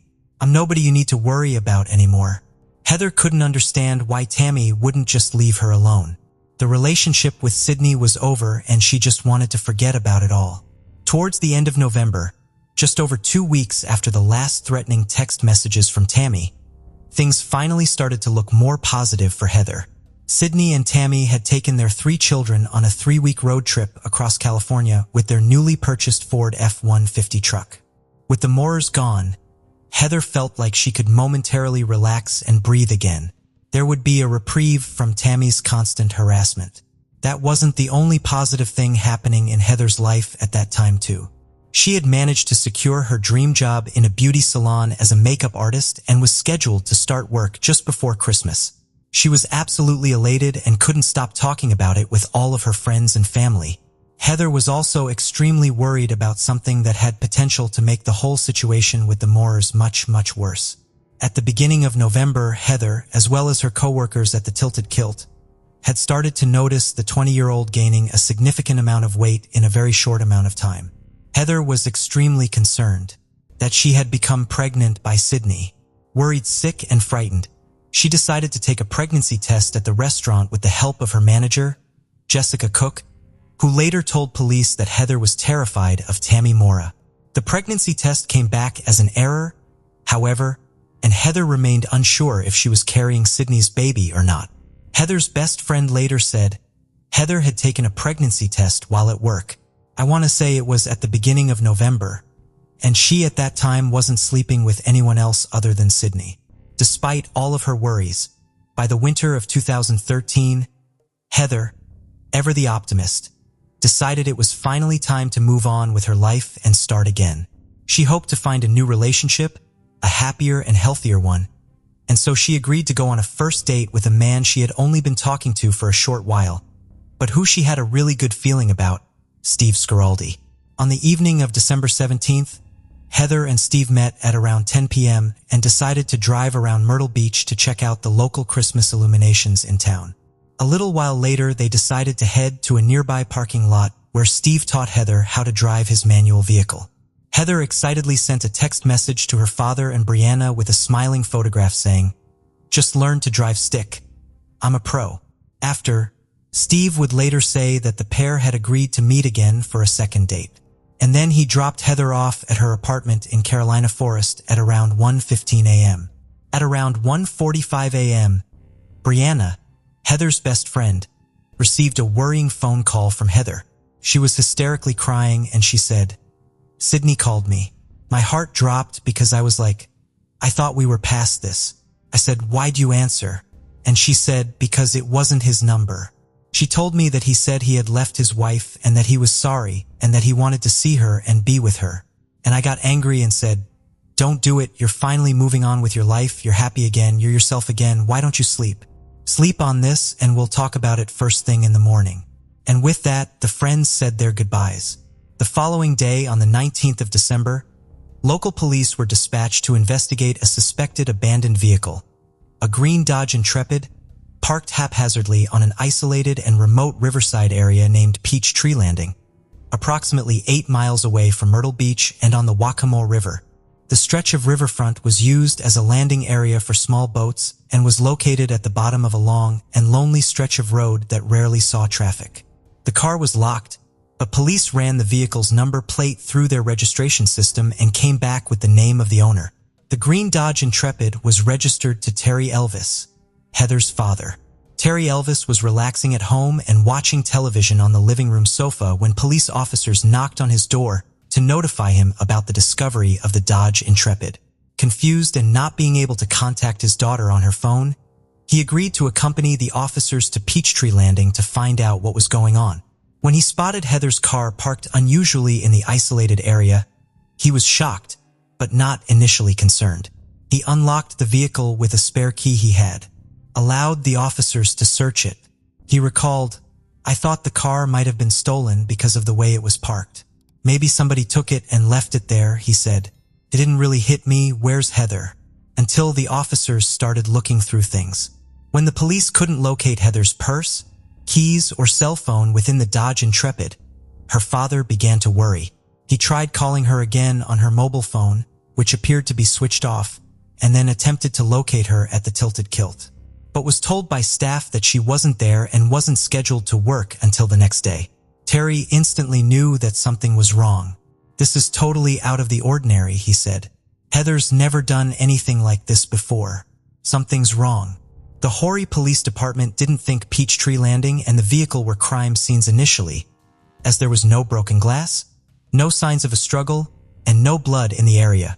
However, they did open a missing persons case immediately, and officers and volunteers began searching the areas around Peachtree Landing, while divers combed the river. Human remains were discovered in the proximity of the boat landing. However, analysis later showed that these bones belonged to a male. With no physical evidence to go on, detectives began tracing Heather's movements on the 17th and 18th of December. Steve Scaraldi, the man who Heather had met on the night she was last seen, was brought in for questioning, but quickly cleared of all suspicion and released.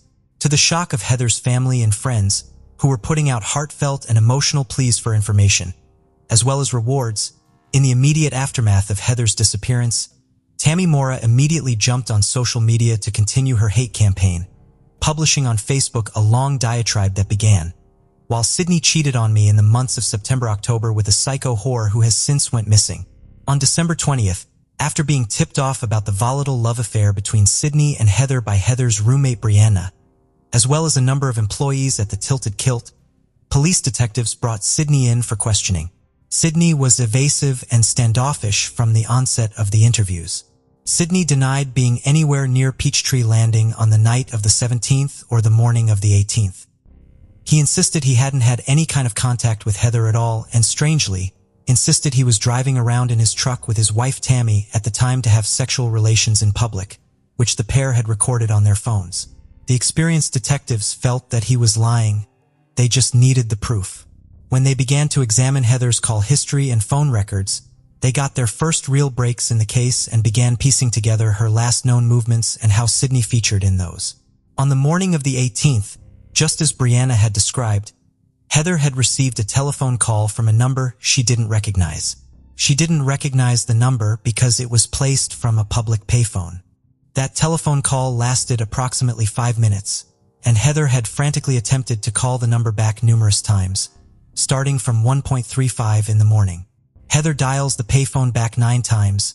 The only reason she could possibly be calling that phone 9 times, that phone she's never heard of before, is to get the other person that just talked back on the line, an investigator would later say. Using Heather's phone records, the investigators traced the number to a phone booth located outside a gas station in Myrtle Beach. Security cameras picked up the images of someone using the payphone at the exact time the number called Heather's cell phone. When asked if he was the person who had called her, Sydney at first denied it. Tammy Mora was also taken in for questioning, where she discussed her marriage and denied being involved in Heather's disappearance. Following their suspicions, detectives decided to check all available local surveillance cameras and quickly came upon further highly incriminating evidence. A short time before making the telephone call, Sydney was captured again on surveillance cameras, purchasing a pregnancy test from a local Walmart. When asked if the pregnancy test was for Heather, he denied it and said it was for his wife. Even more damning evidence to come to light was video footage taken from cameras alongside the isolated stretch of road leading to Peachtree Landing. A dark Ford F-150 truck matching Sydney's had been captured heading towards the place Heather's car was discovered at 3:36 a.m. and then again recorded leaving the area at 3:46 a.m. Experts later testified that the truck was a 100% identical match to Sydney's. Sydney was the last person to speak to Heather, and he was, investigators believed, the last person to see her in Peachtree Landing. Using her phone data, investigators were also able to create a timeline of her phone's last known recorded movements. 2:30 a.m. Heather's phone again calls the phone booth that Sydney had called her from but receives no answer. Her phone then heads in the direction of Longbeard's Bar and Grill in Carolina Forest, near to her apartment, where it remains for around 15 minutes to a location named Augusta Plantation Drive. Heather's phone then returns to Longbeard's Bar and Grill, where it remains for a further 15 minutes. A call is made to Sydney's phone but goes unanswered. Her phone returns to her apartment, where it stays for 5 minutes. 3:25 a.m. Another call is made to Sydney's phone, which is answered and results in a 4-minute-long conversation. At 3:37 a.m., Heather's phone makes its way to Peachtree Landing, and 1 minute later 3 attempts are made to call Sydney's phone. All calls go unanswered.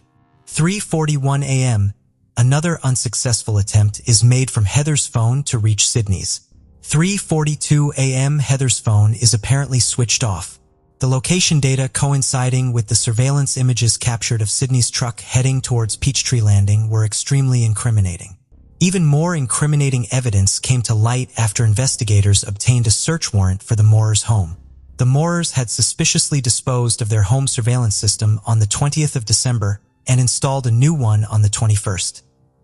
Investigators, unable to get their hands on the old system, confiscated the newer system and received video footage of both Sydney and Tammy Mora thoroughly scrubbing the passenger side of the truck and then burning the rags they had used to clean the vehicle on the same day they had installed the new home surveillance cameras. Finally, after several months, in February 2014, the police were able to announce a break in the case, a break that everyone had been waiting for. And it came as little surprise to many people that Sydney and Tammy Mora had been placed under arrest in connection with the disappearance of Heather Elvis. They were soon charged with kidnap, and despite there being nobody, they were charged with murder as well. They needed to find Heather, but the couple were saying nothing. As the Moras sat in custody, the police continued to build their case. Despite everything they were confident they had, they just didn't have enough to follow through with the murder charge against the pair. Tammy and Sydney no longer faced charges of murder in Heather's case, but the kidnap charges remained. Debbie said it was very disappointing that the murder charges had been dropped, but she also felt a little relieved that she would not have to sit through a murder trial and listen to everything they thought could have happened to her daughter play out. Heather's family also hoped that this might encourage people to come forward and talk. As the murder charges had now been dropped, the couple were able to post bail and go home as they awaited further developments and the pending trial for kidnap. Following their release and in spite of a gag order, the pair took to social media to protest their innocence, claim they had been framed, and Sydney Moorer even gave an emotional televised interview. Sydney's media appearances and failure to comply with the gag order would eventually land him in hot water. When he was jailed for 5 months for being in contempt and violating the Tammy publicly stated, "I feel like this town's going to crucify me because of all the lies that's happened." Months became years, and it was now 2017. Sydney Moorer was found guilty of obstruction of justice and sentenced to 10 years in prison. After this, it was now time for Sydney and Tammy to go on trial for the kidnap of Heather Elvis. And the media were out in force to report on what was now a highly publicized case with a lot of interest. It had now been 6 years since anyone last saw Heather, and after many witness testimonies, all the evidence and hours of court proceedings taking us to 2019, it was time for the verdict. Justice finally prevailed when Tammy and Sydney Moorer were both found guilty of the kidnap of Heather Elvis and sentenced to 30 years in prison. Sydney continued to insist he was innocent, telling the court that he couldn't give Heather's family closure. "If I could give them closure, I would. I have children of my own, I get it. There's just nothing I can give." As of the writing of this episode, Heather's body has never been found. In an effort to ensure that people will always remember Heather and draw attention to her case and other missing people, the Elvis family spends every June 30th, Heather's birthday, taping up missing persons flyers around town. They remain hopeful that at some point someone will talk, and maybe the answers about where Heather is will finally come to light. Debbie said persistence is key, and she would never give up her search for answers, not just for her own daughter, but for other missing people too. She says she knows the pain all too well and wants to channel her energy into making sure those in her position don't ever feel alone. The heartbreak of not knowing where Heather is best summed up by Debbie. As a mother, that child that was created in you, that you carried in your arms and put band-aids on, you just ache to hold your child again, and you think about what you could have done different, what you could have said that would have changed anything. But for our family and any other family that has a missing member, this is horrible, not knowing, not being able to take care of your child in any capacity whatsoever. They call it closure. I hate that word, but that's really what it is. Heather's heartbroken father, Terry, he continues to hope that one day she will be found. He said, "I hold out hope that I'll turn around one day at the front door and she'll walk in. Do I really think that'll happen? Deep down, no I don't, but I'll never give up." Our story begins in 1989 when on the 25th of March, Karen Downs and her husband Robert, known as Bob, welcomed their daughter Charlene. Charlene was their third child. She had 2 older sisters, Rebecca, known as Becky, and Emma. Charlene was later followed by the youngest of the Downs children and the only son, Robert. Charlene was described as a music and animal lover, someone who was close to her siblings with a cheeky and funny side. Bob and Karen had married on the 2nd of May, 1987 at a church in Hillfields, just north of Coventry city center. Hillfields is one of the more deprived areas of the city, with antisocial behavior and crime being common problems. Life in the Downs household could be described as chaotic or dysfunctional, and run-ins with the police and social services would happen. Those who knew the couple made allegations that Bob was addicted to alcohol and could show serious levels of violence and aggression towards his children. The court document from 1989 showed that the family had been under investigation by social services and West Midlands police, and it was found that a convicted rapist had had 3-year-old Emma in their car without supervision and had also been in the Downs family home. Bob was given the advice that the person in question should not be allowed into the family home again. But this didn't happen, and Bob continued to have drinks with the individual in the pub. The police conducted a video interview with Emma in the hope it would unveil something more, but she disclosed nothing. She would later move out of the family home and in 1993 moved in with her grandfather and his wife. After Emma moved back to the family home in 1997, allegations of sexual assault were made against a family friend, allegations also made by Charlene. The friend was allegedly trusted by the family to take the children to school in the morning, and a report from social services states that it was believed Karen and Bob were aware of the abuse but failed to act. When Charlene was 9 years old, an allegation was made that a friend of her parents had forced themselves on her.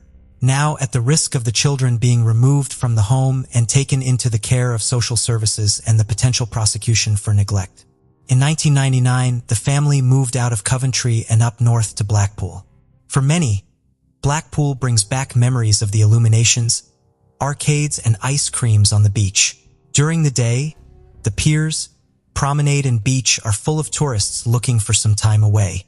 Home to the Blackpool Tower and the Tower Ballroom, many a famous face has performed in the town, everyone from Frank Sinatra to the Beatles. Thousands of people visit Blackpool every year during the summer months and tourist season, especially for the illumination switch on. But behind the bright lights lies a very different town. A large proportion of those who live there live in deprived areas, and it is the sixth most deprived authority in England. There are high amounts of unemployment, and the death rate of those who die from alcohol-related deaths is the highest in England. There are also high levels of poverty, and the town is the 12th poorest area in the whole country. As concerns over the welfare of the children continue to grow, Charlene, Emma, and Becky were placed in foster care after they said they no longer wanted to be at home. This placement did not last for an extended period of time, and the children were returned to the house. In 1999, Becky Downs alleged that her father was violent, and social services said they were going to take it to court to try and obtain a prosecution. By the end of 1999, the children were put on the at-risk register, and it was reported that domestic violence was present in the home. One of Charlene's friends, Martin, said he not only saw Bob's violence, but also predators at the Downs house. By early 2000, at the age of 11, Charlene was staying at different homes and told the workers from social services that she was being beaten by her parents, showing them bruises. In March of that year, Charlene's school began to raise concerns that she was failing to attend classes and wasn't coming to school. Her parents said they didn't know where she was, as she stayed with many different people. A few months later, in June, Charlene was examined by the hospital, and based on what it found, it was suspected that she was the victim of sexual abuse. She made the allegation that her father had become violent and thrown her across the room. Following this, she disappeared for 2 days. Over the course of a 12-month period, Charlene would make 13 visits to a sexual health clinic with her grandmother. She had bruising on her body, including her inner thigh. Social services spoke to Bob about their concerns that Emma had been seen with older men in the family home, and Bob later moved out to appease those from social services. He moved to Buchanan Street in September and took Charlene and her brother Robert out of the care of social services and against the wishes of the authorities. As 2001 rolled around, social services suspected that a male was in the family home and sharing a bed with Charlene. In April of that year, there were more allegations made by Becky and Charlene regarding Bob's excessive drinking and the men he used to bring to the house and the inappropriate sexual advances these men would make. Charlene allegedly told a social worker that one of her father's friends had touched her inappropriately when health visitors made a visit to the family home in August. Charlene was found in bed with a much older man, as she counted some money, but Bob and Karen said he was just a family friend. 1 month later, Becky would move out. Over a period of 15 years, 16 men who had committed a variety of offenses against minors had access to the family homes, both in Coventry and in Blackpool. Bob and Karen denied letting predators stay at their home. Bob would drink at various pubs in and around Blackpool.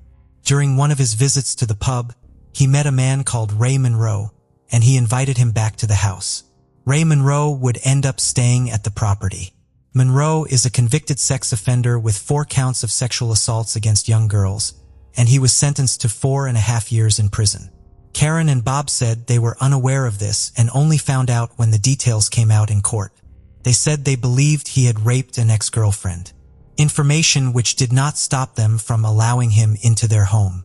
One of Bob's friends, Glenn, claimed he saw Bob invite various men from the pub back to his house and that he had seen Charlene sitting on Monroe's lap.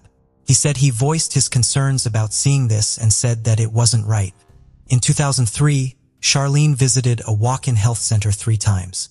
Karen claimed to be unaware of Charlene going to the health clinic and also unaware of the predators staying in her home. Despite moving to a different part of the country, it seemed that not much had changed and family life was still fractured and difficult.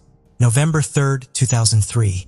The police conducted a search of the family home and found nothing relating to Charlene or anything that gave any clues as to where she might have gone. They needed to work backwards.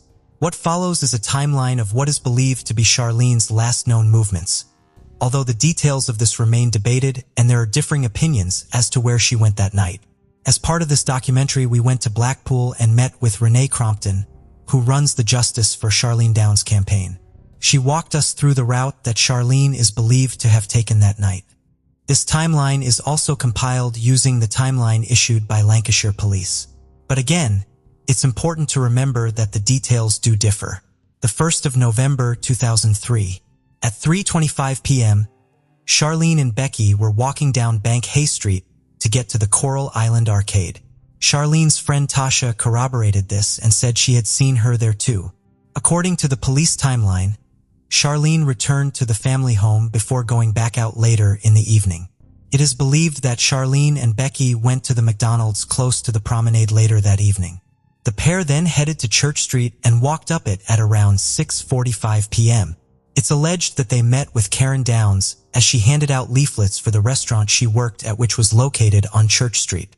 Charlene then headed to a phone box on Leopold Grove before saying goodbye to her mother and going off with her friends. It's reported that Karen Downs gave them money. According to the police timeline, Charlene stayed with her friends for a while before setting off to Corn Street, and the details of what she did in the following hour are not known. But according to the police, she met another friend. Charlene and her friend Tyne went to the Carousel Bar at 9:30 p.m., where Tyne said men bought the pair drinks before Tyne lost sight of her. She said she never saw Charlene again. This does differ from the police timeline, which says they went back into town before going their separate ways near Abingdon Street and Talbot Street at 11 p.m. The last claimed sighting of Charlene was in an alleyway off of Abingdon Street at 11 p.m.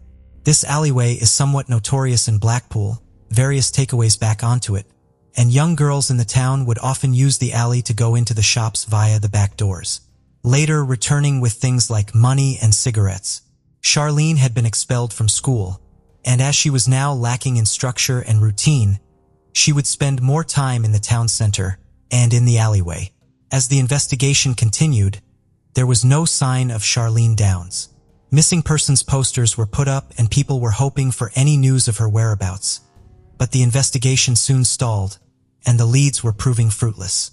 Then a year later in November 2004, someone would come forward and the case would take a dramatic turn. A man called David Cassidy came forward to the police with a disturbing story to tell. David Cassidy owned a local business that supplied slot machines to shops in the area. He said that a man called Tariq had claimed his brother, Ayed Al-Batiki, had confessed to murdering Charlene, and that another man called Mohammed Raveshir helped him to cover it up. Mohammed Raveshi had been born in Iran before moving to the UK. He owned and operated Funny Boys fast food on Dixon Road, which is how he knew David Cassidy. One of his employees was his friend and tenant, Ayed Al-Batiki, who was originally from Jordan. This was the break that the police had been looking for. They asked David if he would wear a concealed microphone and talk to Tariq again to ensure that the conversation was recorded. David agreed. In the recording, Tariq is heard saying he never said those things, adding that it was bullshit. The police would later insist they had never seen or heard this recording. In January 2005, the police conducted a search of the home of Mohammed Raveshir, but nothing of note was found. On the 22nd of February, Mohammed and Ayed were brought in for informal questioning, and whilst this was taking place, wiretaps were put in place to record conversations. As part of a covert operation.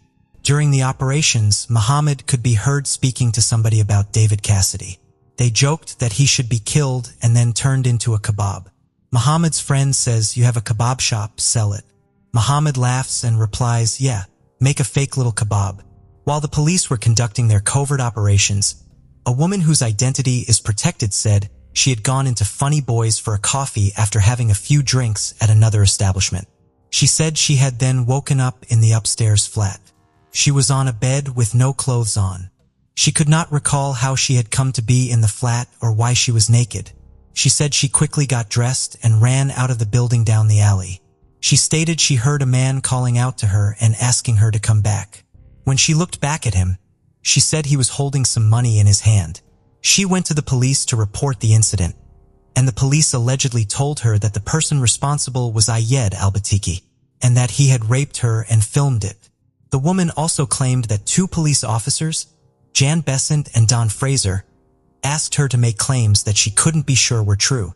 She refused and her case was dropped. No investigation was undertaken and charges were not filed. Covert recordings were made over 4 weeks and produced 52 CDs in total. However, officers would later describe the recordings as too distorted to use. One of the officers working on the case was Jan Besant, a detective sergeant. She offered to transcribe the tapes and would spend the next 2 years doing this. As well as running the takeaway business, Mohammed used to be a foster father for vulnerable children in Blackpool. Jan Besant questioned one of Mohammed's former foster daughters, and she confirmed that there was nothing untoward about him and offered no incriminating or otherwise suspicious stories about him. However, one of Mohammed's ex-foster daughters would later accuse him of sexual assault. Mohammed also lived 2 doors down from Don Fraser. He was also working on Charlene's case. Mohammed alleged that Don's wife had said that Don had difficulty performing in the bedroom and that she had made a pass at Mohammed. Mohammed said he turned her down and this situation was the root cause of Don's issues with him and their falling out. This story was very different from Don's. Don later claimed that his relationship with Mohammed had fallen apart after hearing that Mohammed had shown a pornographic video to underage girls in his home. He added that his wife had never liked Mohammed. These are allegations that Mohammed refuted. With still no sign of Charlene, the police changed their strategy. This was no longer a missing persons case. This was now a murder inquiry. 17th of March 2006. It was reported that 2 people had been arrested. Ayed Al-Batiki had been charged with murdering Charlene Downs and Mohammed Raveshir was charged with helping him dispose of her body. In May 2007 at Preston Crown Court, Mohammed Raveshir and Ayed Al-Batiki went on trial. The prosecution claimed that either Mohammed or Ayed had been having a sexual relationship with Charlene, and that if the police had found out, they would have been in trouble. But both men said they didn't even know her, let alone have a sexual relationship with her. However, multiple people would later state that they had seen Charlene behind the counter at the takeaway shop, as well as experiencing inappropriate behavior. Emma Downs described IAD as a creep and said she had seen him behaving badly in nightclubs towards young girls. The police also claimed that there had been multiple allegations of sexual assault lodged against IAD.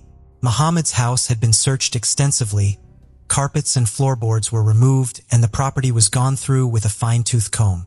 No DNA evidence was found. The police said that the house had been cleaned, but Mohammed argued that there was no evidence for them to find there in the first place.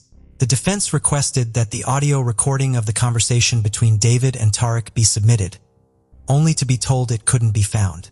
The court then ordered that the police needed to find the audio and give it to them. And CD was subsequently found, but it had a huge scratch on it, and as a result the police said they believed it wouldn't be playable. Jan Bazin would later claim that if the audio CD had been properly declared, approval would not have been given to search Mohammed's home, nor to putting the recording devices in place. Don Fraser's account had been the one to enter the audio CD of the conversation with Tariq into the system. But he said this was not him and that he had been framed by someone else using his PC and logon details. He would later say, during the proceedings, the covert recordings were played to the court and the transcriptions made by Detective Sergeant Jan Besant were the captions.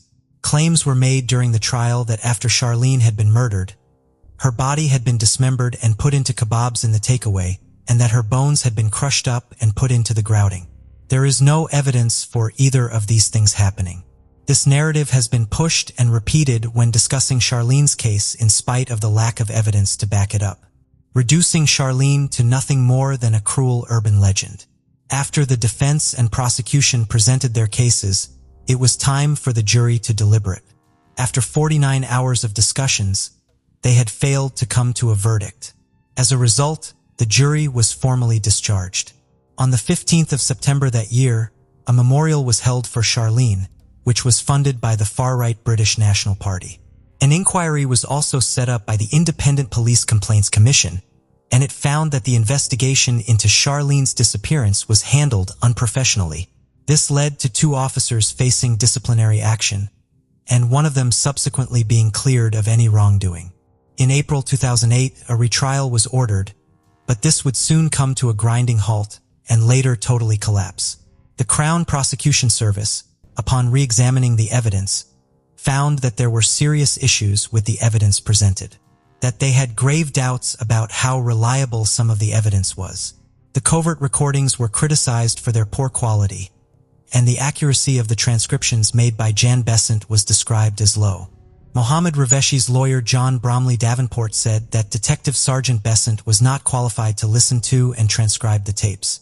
An expert would later re-examine the audio tapes of the covert recordings after they had been played to the court, and they too said they were not of a good enough quality to be evidence. It also found that some of the transcriptions were different words. For example, one phrase was transcribed as burial place, but it was argued what had actually been said was Paul's place. The tracker that had been put onto Muhammad's car then showed him going to see one of his friends, who was named Paul. Forensic audiologist Elizabeth McClellan said that Jan Besant's transcripts should not have been used during the trial. She said this is a classic case of cognitive priming. The evidence presented by Jan Besant was potentially misleading. It's extremely important that when recordings are transcribed, that the person transcribing them has no prior awareness at all about that evidence. In this case, it shows several signs that she was subject to bias and influenced by the events that she was investigating. Both men were subsequently released. The charges against Ayed and Muhammad were dropped. They were acquitted and given £250,000 in compensation. Muhammad indicated upon his release that he would potentially sue the police force, describing what had happened to him as shameful, having spent more than 2 years on remand in prison. Muhammad said that David Cassidy, who had made the statement that had led to the police looking into him and Ayed, had worked for him at one point, but he had been forced to let him go as he was bad at his job. David was enraged by being fired and proceeded to harass Muhammad as well as vandalize the shop. Tensions reached a boiling point when the pair ended up having a physical altercation. It was after this that David gave his statements to the police regarding what had allegedly been said to him. In 2011, Jan Besant was found guilty of 2 counts of misconduct and was forced to resign from the police force. Lancashire Police said her conduct had let everyone down. The IPCC Commissioner for the Northwest, Nassim Malik, said, was abundantly clear that the covert recordings and the investigation had been handled poorly and unprofessionally. Superintendent Simon Giles said that the police expect the highest professional standards from all our staff, and the panel has found that this individual's conduct has fallen well short of these standards. The ruling that Jan Besant be forced to resign was later overturned by the British Arbitration Tribunal, and they said she should be reinstated. The years would pass, tourists would come and go, and the town would carry on. But there was still no sign of Charlene Downs. It had now been 8 years since Charlene had vanished from the streets of Blackpool. The police looking into her case found that more than 60 teenage girls had been the victims of grooming by people working in various takeaway shops throughout the town. Charlene's friend Tasha said that she had seen grooming in Blackpool firsthand and had also been groomed. Charlene's friend Martin and another friend Sean said that they had witnessed Charlene going into takeaway shops and then coming back out with cigarettes, money, or alcohol. Charlene's friend Tyne said that she too would go into the alleyway and trade sexual contact for drugs, cigarettes, money, and alcohol. Tyne said on the occasion she went to the alleyway with Charlene, Charlene would act as a lookout in case the police came, and Tyne would give her money for doing this. Paige Chivers was a 15-year-old girl who went missing from Blackpool 4 years after Charlene. Robert Ewing was later convicted and sentenced to life in prison with a minimum term of 33 years. He had murdered her after she had threatened to go to the police and tell them about the sexual contact he had had with her. Ewing, a self-confessed neo-Nazi, had been previously convicted for gross indecency and indecent assault against a 12-year-old girl. In 2014, a Crime Watch appeal was launched and a reward for any fruitful information was offered, totaling £100,000. In 2016, a cold case team was brought on board to examine Charlene's case, and they found CCTV that had previously not been released to the public. It showed Charlene and Becky walking on the day Charlene had gone missing. It was released to the public in November of that year to try and generate any new leads, and a Crime Watch appeal was issued again on the 13th anniversary of her going missing. In 2017, Karen and Bob Downs sued Lancashire police over their handling of their daughter's case and the CCTV footage. August 2017, an arrest was made. A man was taken into custody on suspicion of the murder of Charlene Downs. Nigel had worked as a chef, and a restaurant he worked at in Blackpool appeared on an episode of Ramsay's Kitchen Nightmares. Clubway 41. Nigel Lloyd had attacked two 15-year-old girls in Blackpool in 2001 and 2003. He was convicted of these in 2017 and sentenced to 64 months, more than 5 years, in prison. The flat Nigel was living in overlooked the alleyway Charlene would often be seen in, and where she had allegedly been on the night she disappeared. Tyne said she knew Nigel Lloyd and referred to him as a creep. He also knew Charlene and her family. He was released after 2 days without charge, and no charges have ever been filed against him in relation to Charlene's disappearance. In November 2018, Bob and Karen appeared on The Jeremy Kyle Show, a controversial British talk show where guests would appear to resolve conflicts, take lie detector tests and DNA tests. There would be frequent confrontations and arguments on stage. Bob Downs later said they had appeared on the show to discuss Charlene's case, but it quickly devolved into talking about their marriage and marital problems. Also that year, Karen Downs released a book called Sold in Secret, talking about Charlene and her disappearance.